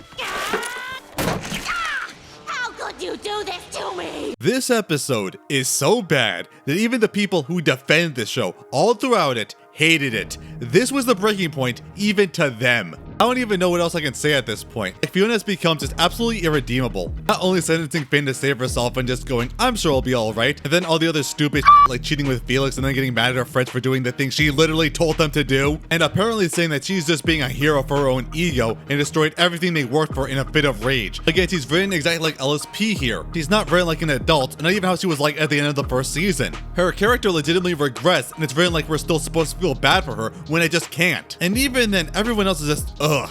Huntress has lost every trace of who she was. Abadir is just so impressed over Fionna doing nothing. Flame is also a cheating idiot. Cake?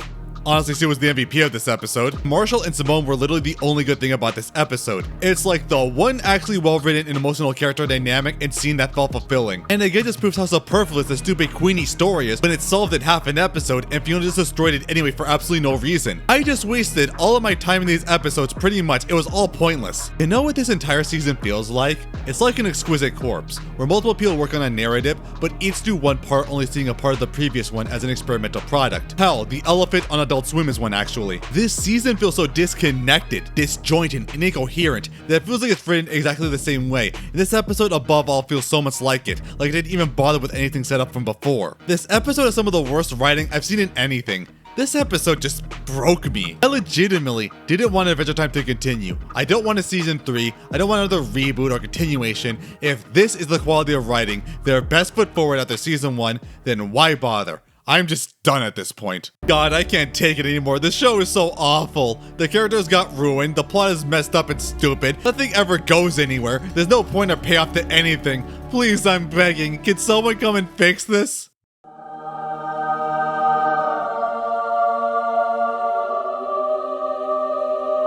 Yes, Rebecca Sugar, one of the biggest writers of early Adventure Time, is back for this one episode. Hallelujah! Now, I've seen people dig on Rebecca on this show that she ruined Adventure Time or caused PB to descend to becoming an awful character, and no, you're wrong. Rebecca left to work on Steven Universe before season 5, when maybe say the show started to dip and before PB really became a terrible character, and comes back on occasion mostly to write songs like Time Adventure. And she's responsible for some of the best episodes and important changes in the show that define its legacy, like making I Remember You and the Isaac and Marceline lore, and also the creation of Flame Princess. Adventure Time wouldn't be nearly as good without her. She's done amazing work on the show and is responsible for so much of its legacy. Don't you dare blame her for pull-ups she never made, and you put respect on her name. And she's worked as a writer and storyboarder for episode 9 only. Can she save this complete show?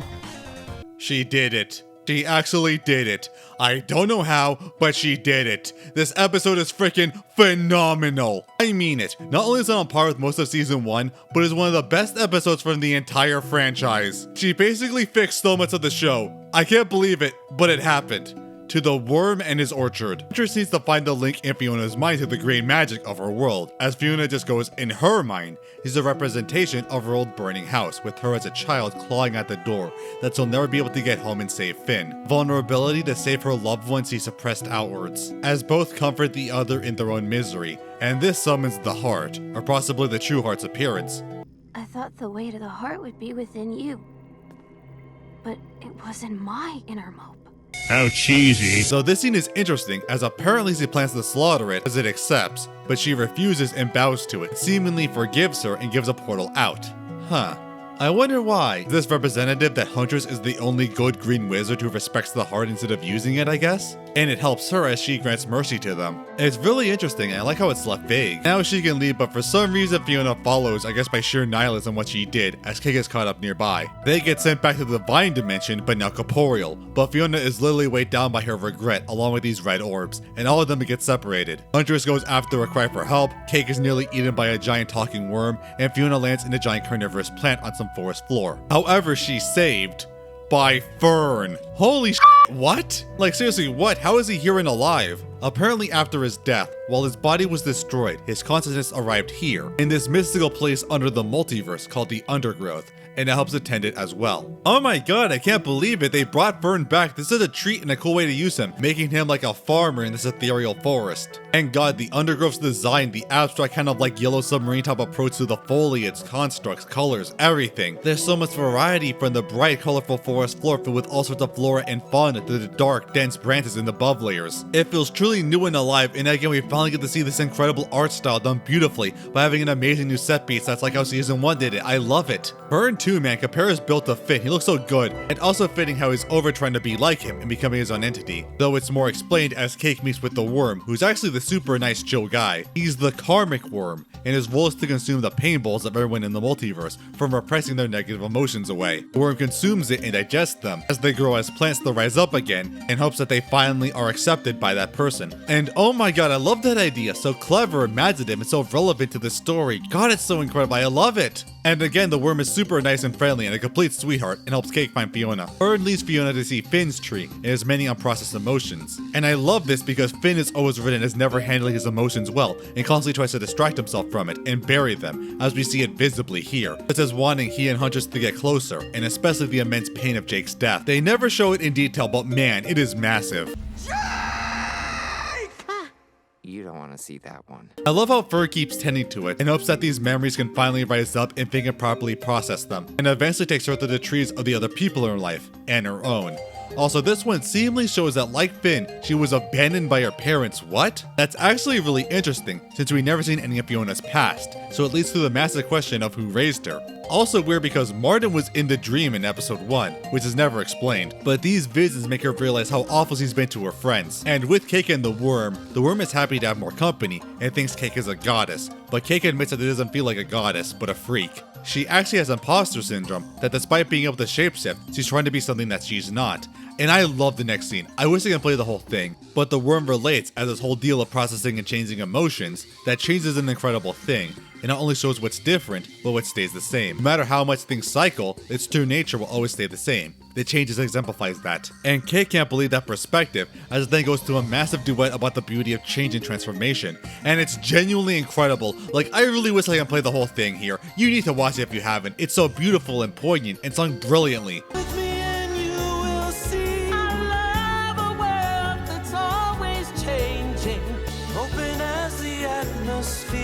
It's easier, it's true. It's easy 'cause it's you. Thank you, Rebecca. Your songwriting is always a treat. And also, I'm amazed they did this. Even in season 1, I wish we got to know more about Kate as a character, and I felt she was kind of flat. We saw her want to be more free and alive, and her powers exemplified that, but we never really got to know much more about what made her tick and her inner emotions. And here, it's finally addressed after so long, her own insecurities about herself, and how she feels and expresses it finally coming to life in this song, and the ultimate acceptance of herself as well. It's everything I've ever wanted. It's so good. I love this scene in this episode so much. However, Huntress, meanwhile, found and helped out another native of the undergrowth. As something here is corrupting the land and siphoning energy, she connects with this being, Russell, through basically Avatar, as she finds the source herself, as it's actually...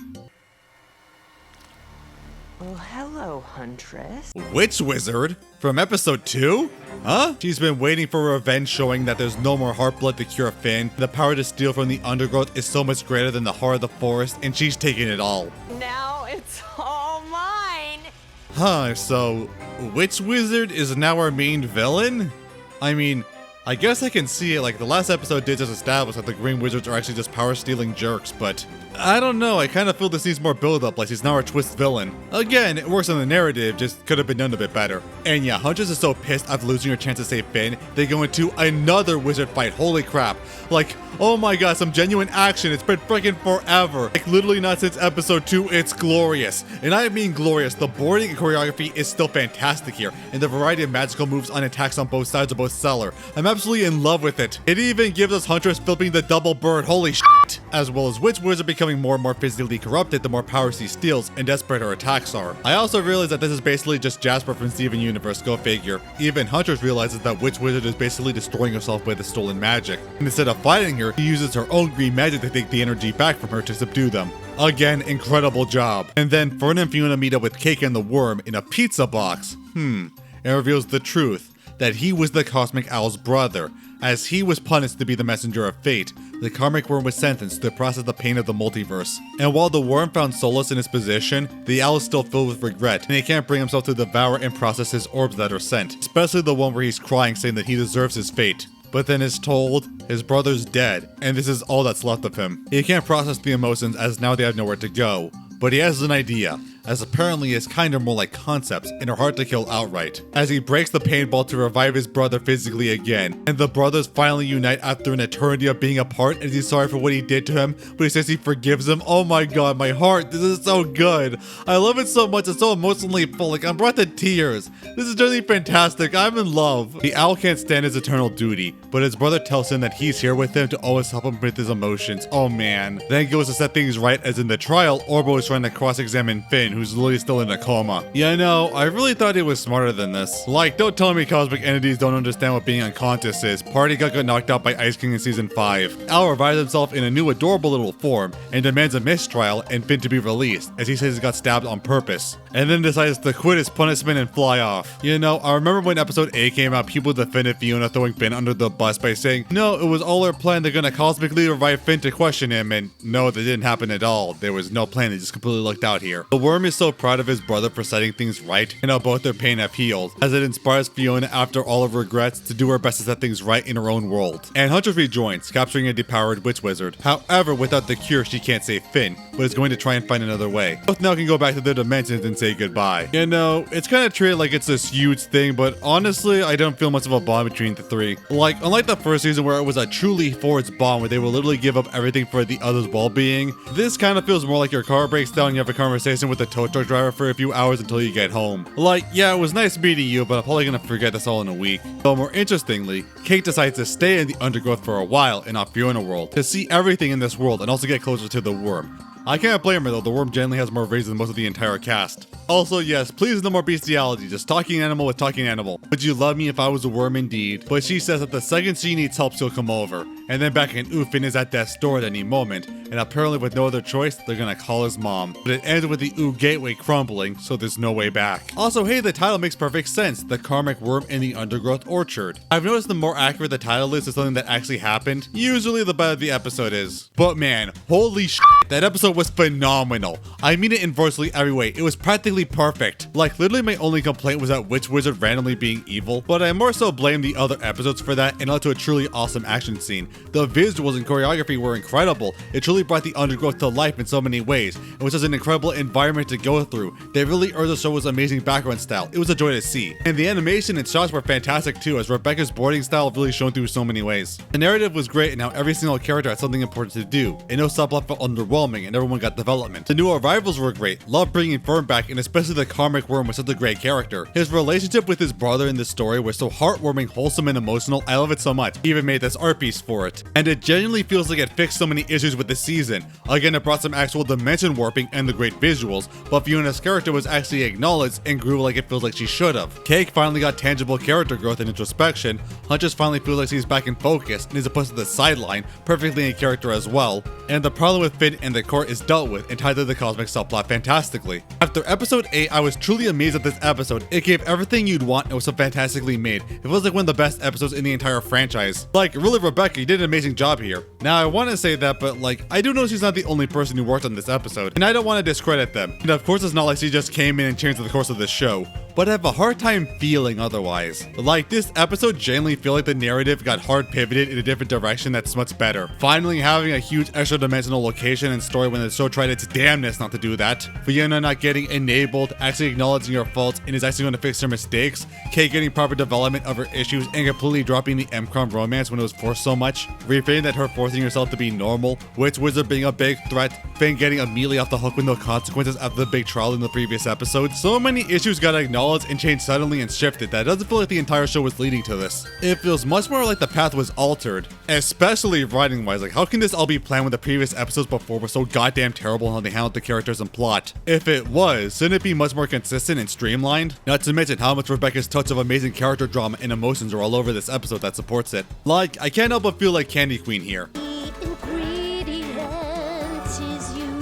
Thank you, Rebecca. I will always respect you for saving what I thought was unsavable. This actually got my hope up for this season. Without this episode, I would be so much harsher through this show. Why couldn't so much of this season be this high quality, man? So, we're on a high note, but I am terrified of how it's gonna end. Like, this is either gonna be amazing or incredibly terrible and ruin the franchise. There's no in between. The Bear and the Rose. With a flashback to the construction of the Flying Human City, with Finn helping his mom's dad off from those things from Planet with the Chance of Meatballs 2, his mom really wants him to get with the girl while he's still in his prime, but as he says, he's still with Huntress, even if she isn't sure that it's a real relationship, becoming much more relevant when everyone else comes to Minerva to save him. Even Abracadanielle. Does she even know Finn? And hey, Astrid's back. Who brought this 8-year-old to see a man die? Minerva's horrified to see her son dying. With everyone out of hope, the last shot is uploading Finn's consciousness to Minerva's system so he can live forever in that way. Unfortunately though, it seems that this will actually kill him regardless in the process. That's weird. Like, I know Minerva's real body died, but I thought it was because she was already dying of the plague and uploaded her consciousness as a way to continue her work. Not that the thing kills people in the process. Though it is acknowledged that if there's a chance that the upload fails, his soul and consciousness will be in limbo. And people are against it, namely Simon, while PB defends it as she and Marston will live forever, and why can't he? Especially in a new robot body. I like how the characters have their own taste on the process that correlate to what they've learned. But also it's clear that Finn himself wouldn't want this, as seeing them together again, cherishing the fact that he could see Jake again and his own nature. In fact, the only way I can see him down for it is just with the idea of helping people forever. It's a good moment. But they have one more person to come, his closest living family member. Creator, your favorite son is here. Nepter, my boy! Okay, I take back everything bad I said about the show. It's the greatest thing ever. And finally, back in the undergrowth, Huntress can't make it back to Ooh, but she has a way. Yes, finally the seeds from the second episode come back, as Huntress is able to grow new bodies in the other universes they went to, as we get to see not only these cool new designs from her taking account each world's aesthetics, but callbacks to old ones in season 1, and the new ones we never got to see. And god, I really wish we properly got to explore these in depth since they look so interesting and not just doing nothing at Fionna World for 10 episodes. Howl, there's a massive missed opportunity we see here in Farm World. It's revealed that Huntress was actually Farm World Finn's wife, as his children look in amazement to see her back from the dead. Imagine if this had an entire episode, or hell, even a large scene to it. Huntress finds herself in Farmworld and gets to truly know Farmworld Finn, seeing her love so different and yet the same. Weirdo didn't acknowledge it though. And more importantly, she would then see and meet the family she never had with them. The family she could have had if she could express her emotions and feelings for him and get closer instead of trying to be strong and alone. She would feel that sense of familial love that she hasn't had since childhood, and this could push her arc to finally accept their feelings and embrace them in her love of Finn, because she got to feel and witness the reality where it happened. That would be so emotionally profound and brilliant. I'm so upset the show didn't take this opportunity. People don't only want the dimensional travel for the cool reality changes, which to be fair is great, but they also want to see how it affects the characters and their arcs, seeing how things could have easily changed. Just like the previous episode, change not only shows what's different, but the truth of what stays the same and what should be. But the show doesn't do anything with it, and if anything treats it like a joke, I'm so disappointed. Mom? You came back! Crap. Also, we get to see Winter King's proper reality. Slime time! Can this world's Lits please kill everything? Please, I'm begging. It gets worse the more it's shown. Also, Baby Huntress is absolutely adorable, but no other seeds have gotten in Ooh, so she's stuck. But remembers the conduit in her severed hand, and while she doesn't have it anymore, Witch Wizard still does. Though even if she wanted to help, she killed the heart, so she can't tap in anyway. But then feels something and strangely does help Huntress, as both tap into the green energy of the undergrowth and focus it through Ooh, just as everyone is sealing Finn in the chamber as his consciousness is being uploaded like a funerary service, with Huntress emerging from the green magic poisoning him.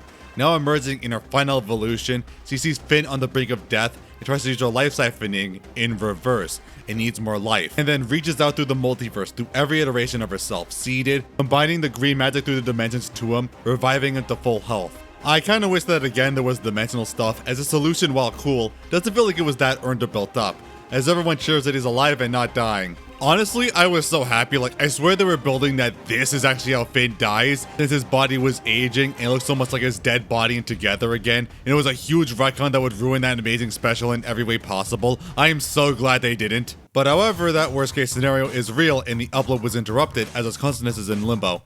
And there's only one person who can help.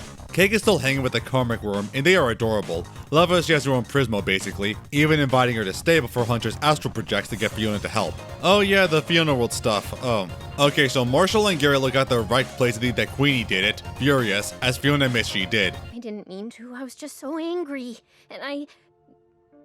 but I'll do anything to make things okay. Notice how she never actually explains her reasoning, like even the characters don't know how or why they got to that point. It was just terrible writing in episode 8 to force this plot.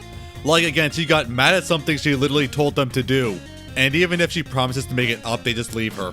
Even more with Hunter and Fennel overhearing that she's mostly upset about Fionna with Felix, wishing they could have been friends. And she goes to him as both feel bad about it. Now Fionna saying that she felt like she was forcing the relationship with him and getting a happy ending. And even though she wants to, she feels like it's not meant to be. And yeah, not feeling it. This doesn't feel like it works. It never felt like Fionna was chasing her ultimate happy ending with this dude. I thought the relationship felt super underdeveloped. It felt like she was a stupid lovesick teenager like LSP, not someone with a repeated past history with them after he broke her heart numerous times. It's like the show ignored that for so long just to force it. The only hints were Cake being against it, and it's more that boy broke your heart, don't try it, girl. It didn't feel like this was the ultimate goal, like it was all just Fionna desperately trying to regain something. It felt like it's retconning everything. You know how I felt about Shaggy and Velma Mystery Incorporated? Now apparently that romance was so bad because it was supposed to be Velma forcing a relationship, now she's destined for someone else, but it genuinely just felt like generic terrible romance drama with no payoff that was just mentioned at the end that it was the intention. It's like that, but honestly worse. On rewatch I saw more signs. What I mean is, I just don't have the same feelings for you anymore. I don't buy that Fionna was trying to prove something. Like literally, as soon as she saw Flame again, she was completely head over heels over him and constantly threw out her brain around him. I don't buy it was intended with the reason that she's trying to prove something and force her happy ending with him. And even then, it's still genuinely underwhelming with how much time was dedicated to it. Like I don't feel satisfied with this arc when I feel Fionna as a character should have been better than this from the start, and constantly have to be dumbed down to make it happen. What about this post? Did this post mean nothing to you? Also, again, you legitimately just wasted my time with this. If you're gonna do this please write it better. It's basically just the regular show stuff, but with a retcon at the end that was on purpose. Also, in a similar way, later on we see Cake talking to Mana about the relationship and didn't feel right, and she was lying to herself to make it work. And even he agreed to just be friends. Now you can argue all my complaints before were all intentional that the relationship couldn't work. And like, yeah, but again, I didn't feel like it built up to this. Like, all of it was supposed to be played off as genuine, as this cute, unorthodox romance that can certainly work, and the only problems were maybe the occasional parts where Cake felt weird. And even then, it feels more like, oh, Cake just needs to gain more confidence in herself and make it work. Hell, plenty of times, as I said, there weren't any of those questionable parts. It was played completely straight where it's supported, and there's no hint of, this doesn't work. We're making boys' night happen. God, you're so hot. And there is no hint of this doesn't work. Like 90% of it was in episode 8 and the literal last scene before this, and only like in a few places. Hell, in episode 6 he had kids with him and the Cosmic Owl was there and it seemed like the show was making it destiny. The whole Cake has imposter syndrome was only acknowledged out of nowhere in episode 9. So again, it just feels like the narrative pivoted and retconned it so that it doesn't work. This doesn't feel earned. I'm very thankful it took this direction, but as with most things in this show, it seems very underdeveloped with what was presented. Just a reminder that, like, I mentioned all that stuff in the beginning because so many people got into so many arguments about it. In the start of the series and literally all throughout, these were the arguments people had to defend it. Literally everyone thought it was supposed to be a legit thing and never came across as, oh, it's intentionally showing a relationship that won't work. So again, it just feels like it's almost retconning something building up, or at least really didn't make it clear to the audience that this was the way it was going. Like Cake's arc, there was that one mouse line in the first episode that Mono laughed off, the Cheers scene where she was mad at people only liked her for her powers that Mono actually supported her on it, and the kiss at episode 8 where it was like the only time she was like, why isn't this working? And that led to her imposter syndrome and then telling Mono she feels it can't work. Like, the narrative feels like it wasn't building up to this. If anything, it was the opposite. And that's the biggest problem with these conclusions. It doesn't feel like the actual narrative gave much to support these huge character arcs. There's a bit about, but it just feels underwhelming and unjustified. Honestly, it's really not a good sign that, like, most of the content this season literally resulted in, no, none of this actually mattered, couldn't you tell? When again, it never came across this way. Hard not to feel cheated. However, Fionna is able to force a connection with Finn like last time through the imagination zone, holy hell, what a callback, and going through different areas as he finds Finn's consciousness where he doesn't want to come back because no one loves him. Not since Jake. You were the cut voice. Okay, I got a break here while editing. Okay, so I think it was referring to the gut feeling she had when she blamed Finn for the owl's death, but what? How? How could that be possible? How would he, like, telepathically communicate with her to do that while he was literally in a coma? Unless, like, maybe to this scene? How do you know if what you're doing is right?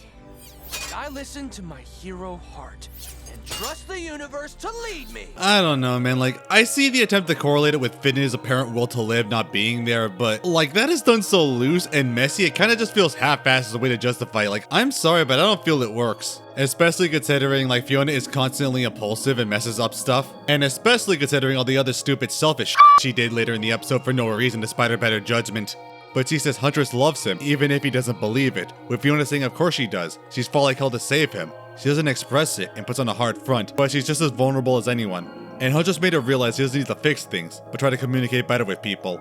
And yeah, like before, I can kind of see it, but it didn't feel like the narrative overall was building to it. It doesn't feel that earned. And this brings back Finn, now fully conscious, as they now kiss again, and everyone rejoices. However, PB's horrified that she nearly killed Finn when he could have been saved, and Marceline said that she needs a break before giving the crown to Peppermint. Huh. I guess this is to tie it together again. Again, it's not like she had this massive arc to her either. Like, again, I can see it, it makes sense, but the narrative wasn't truly building to it. Hell, in my PB video, people defend her saying, no, don't you see she clearly had an off-screen character arc where she realized her faults, abuse of power, imperialism, and overall nastiness, and then gave up her title willingly. And now the overall answer is that she's way too stressed by everything and nearly killing her friend once that she did it. Again, it's not like a massive epiphany was had and she was sorry for all the horrible actions. I was totally right. And also, again, is Peppermint Butler the best guy to leave in charge, especially when he asked for the duo's bodies to use in dark ceremonies? Permission to use your bones for a spell. Alright, I guess. I don't know where they are, though, so you'll have to— Oh, I already have them. Hey! Oh, hey, lady, I was wondering where you were this whole time. Were you gonna call dibs on Finn's body? But back in Fionna world, she makes an apology cake for her friends, as they see she's trying to make amends, but they can't really accept it. And then they do. Yeah, really, they really forgave Fionna way too quickly considering everything. This doesn't feel earned. Especially since, again, this plot itself isn't earned at all in the narrative. And then in the montage, we see her apparently getting along with Fennel, as they all work together to rebuild the sweet spot better than ever. Gary's teaching cooking, and Marshall gets to be back with Simone making music together. I really wish this was given more focus. And yeah, everyone all around is more happy. But also back on Ooh, we see Huntress teaching now, maybe in a parallel to Simon from earlier, in a tree hollow to the Wizard School students and the Green Wizards about green magic. Not to take it, but create it. And also, oh my god, Finn moved in with her, hell yeah. And so does Neptune. He helps out his dad and isn't abused. It's amazing. And the Spirit of the Forest seems happy with this. Wait, so is this like his plan? Did he send Huntress to the Green Wizard so that she can do this? I don't buy that for a second. How can he predict this entire multiversal event? But it also ends with a really interesting setup, with Fionna tearing down the walls of the city to see a massive new world for them to explore now that it became real. Whoa, wonder where this goes. Also, there's a random end credit scene where Hudson comes to Fionna World looking for Marshall. Okay, what the hell is this? Okay, so the bear and the rose. I get the rose, it's Huntress and the heart, but who's the bear? Which wizard? She's not that important in the episode. She didn't even get to become a bear there. Yeah, I don't really get this one. But okay, I gotta say, Fionna and Cake Season 2, you did have a good ending. Not fantastic, but it was still good and serviceable. But it still suffered in a large part with the overall problems of the show. As I said, its biggest problem is that it tries to be a satisfying conclusion to so many arcs, but the arcs themselves weren't satisfying, but had little to no actually interesting development. It tries to make them these huge emotional moments, but as someone who watched it, you feel it, but doesn't feel amazing like it should. Again, Fiona's character arc doesn't feel earned with how loose and disconnected everything is. Not to mention her being entirely out of character to get there. And also treated the romances that were played completely straight and given so much focus now suddenly as, nah, these don't work, that was the intention. And it's hard not to feel underwhelmed with how it was, now it basically amounted to nothing. At least the Hunter stuff was very cool and interesting. Love how the Finn death climax came with all the characters, even bringing back Neptune, and I love Huntress saved them by doing the opposite of a root siphoning across dimensions. And I really love the ending with her teaching green magic and living with Finn, that's great. But again, I wish it had more development and focus. Huntress is put on the back burner so much to focus on stupid plots and so much stuff isn't given the attention it needed. All the multiverse stuff that should have been the main focus is just kind of alluded to, even the really poignant stuff. Witch Wizard suddenly having a change of heart, more on the Green Wizard than suddenly in episode 8, hey you're all jackasses. And also I still feel that she and Fionna barely had any connection, aside from the dude who helped me out a bit. And it's weird, in season 1 every part of the narrative felt connected and intersected in its themes and plots even when it didn't have to. Like Astrid being revealed to make Casper and Nova, it was a full circle moment. She was so obsessed with other people's work and contributed to Simon's breakdown, but then she made her own original work in Casper and Nova, which gave Simon his epiphany to conclude his arc. It was fantastic. Here, there's not much of that, which makes it feel really underwhelming to say the least. Like, I appreciate this episode for what it did, and it did give a satisfying enough ending and redeemed it somewhat after all the previous episodes, but it couldn't reach its potential. Hell, it's like a tree grown from really bad soil. It grew, it bloomed, but unfortunately the foundation is so bad it's just stunted all over the place and not nearly as high as it should be. And honestly, I could say the same for the entire season. I've been so conflicted on this show, and this script has taken a bit for me to get down. When I was watching, I was just so damn upset and mad about how bad it was getting. Like again, episode 8 just broke me. It was just filled with such bad writing and plots, uneven narrative focus, horrible characterization, bad padding all over the place, lack of cohesion, a willingness to try new things, and just being so uneventful and uninteresting. Again, episode 3 and 4 got me really upset at where the show was going, and 7 and 8 just made me freaking hate it, and not want the show to continue. If this was a writing quality that was acceptable, then I quit. But at very much the last second, in episode 9 and 10, it was saved. It gave us what we wanted. Actually good writing and characterization, interesting concepts and visuals, and finally narrative cohesion and proper emotional build-up that was enjoyable to watch. But even then, the show struggled to really pay off everything in a meaningful way, with how little everything ultimately mattered. It's just frustrating. There was a fantastic show in here. It had fantastic ideas and concepts, and sometimes like episode 9 they fully pull it off. But in execution, it didn't really care to live up to it. It focused so much on the stupid, superfluous plots you can't get invested in, putting the narrative aside so often, making it so painful to get through. So disjointed and unfocused, it barely feels like it's actually developing or paying off anything it's established. Again, compared to season 1, where practically everything feels perfect, so often focusing on the painful one note, we have to stop Queenie, with no real nuance or interest or anything from the concept. Stupid romance drama that makes the character so idiotic and padded out only to end it with, nah, this was all planned, when that felt so shallow and out of nowhere. And the actually interesting plot is so unrelated and put to the side. In one episode, it is literally dying as the characters do nothing. There's so many problems with how the season handles its plots and narrative that it really affects the overall experience, and especially how well the show can actually pull off things even when it did the best it can. Apparently the showrunner, Adam Muto, didn't want to have the multiversal stuff as the focus, as the first season, and focus on Fionna World, trying to make us care about that world as it is. But it didn't. it didn't make us care about it. By focusing so much on the stupid superfluous plots, it just made it evident that it shouldn't be the focus of the narrative, and especially all the ways it was underdeveloped, unfocused, and badly handled.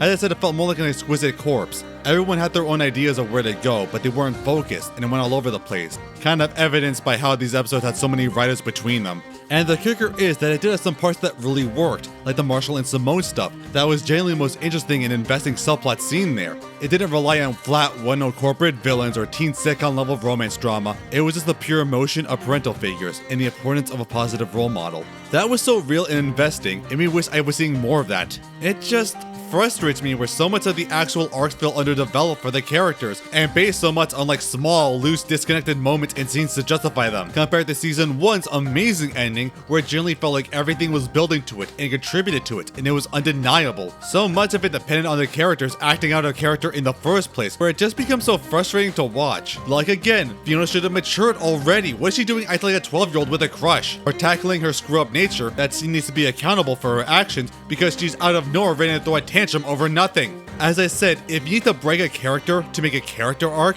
you've already failed because it feels disingenuous to who the characters were, and why I feel so much of the character arcs didn't work well for me. And more on the dimensional stuff, as I said, it wasn't just, wow, look at all these cool new worlds. They help give new perspective and insights on the characters and the arcs in a way that normal down-to-earth plots couldn't. Episode 9 really showed this. Fionna gets a visualization of not only the regret and trauma of so many others, but her own, and realizes how important it is to face and deal with it physically. And Cake meets with a kind being that literally processes emotions and helps her through her own imposter syndrome and to find the beauty of herself. And as I said, imagine if Princess Wizard saw the other reality, where she and Finday get together and make a family. It would have been so incredible for her arc. These dimensional stories don't just detract from building characters, they help to develop them in new fascinating ways. And without it, the series feels like it constantly needed to avoid it as much as possible, making it really evident why it worked in season 1 and not here. I love Princess Wizard, and she's one of my favorite characters from the entire franchise. I dedicated an entire video to her and her character growth, and this was my dream come true to see her given the spotlight.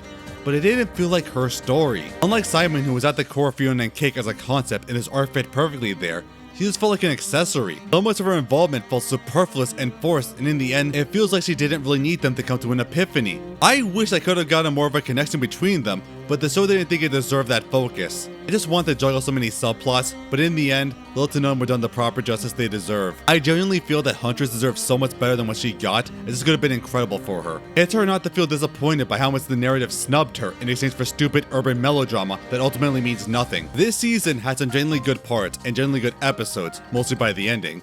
But for the most part, it's a really boring, badly written, and focused mess that a lot of people couldn't enjoy. Honestly, I can't completely recommend this show to people. It's got some good episodes, but as a whole, I don't think it's worth watching. Like literally, I'd have to say only watch the show in a big supercut. Watch episodes 1, 2, 6, 9, and 10, and you'll basically get everything you need. Like, honestly, what I've learned from this is that Huntress should have gone to distant lands, and Fionna Cake should have ended at season 1. This show feels like it's die hard to get a third season with how it ends and things left in the air, and it's gonna doubtful it'll get them. With plenty of fan backlash from the execution, and Warner Bros. Basically for sale with Netflix and Paramount fighting tooth and nail to get it, and I don't even know if I wanted to. Again, the quality of writing was all over the place, and I really don't want another season just like it. I hope if it does, then please take season 2 as a learning experience, see what did and didn't work there in the fan reception of it all, and try a lot more to make it better. And also make it about Flame Princess. She really needs a life-changing field trip, she was done so dirty. And put Neptune there too. But also like make it like season 1, not like this. Don't make it like Flame Princess is gonna implode in a week, she has to grapple with her mortality, but the season focuses on Fionna getting her driver's license. For the love of God, don't do that. I really wish I could like this season, I truly do. I hate being negative on this channel. I really did come in with great hopes, but it mostly fell flat. I appreciate a lot of the stuff in this season, I really do.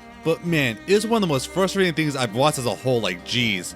And it's probably gonna be a controversial take, but I don't really care at this point. If you want something more in line with Adventure Time than this, I recommend you watch HBO Max's The Elephant. It actually has a lot of the Adventure Time original writers on it, like Rebecca, Pat, even Pendleton Ward, and keeps the weird but beautiful spirit of it. I still don't know where Adventure Time is gonna go. SideQuest might be a breath of fresh air, but after this, I'm not actually that hopeful. Maybe the fun should end. It's Adventure Time. Man, I did not like making this video. It's just so frustrating, and man, it was hard to pull this through. Hopefully my next video will be super fun and exciting, but now I'm just too upset to end this on a good note. If only I had this gag that can be used to end it in a lighthearted way. Something I've set up in the beginning of my narrative, coming back to end it in a roundabout way. Please. Okay, fine. Until next time, see you guys later.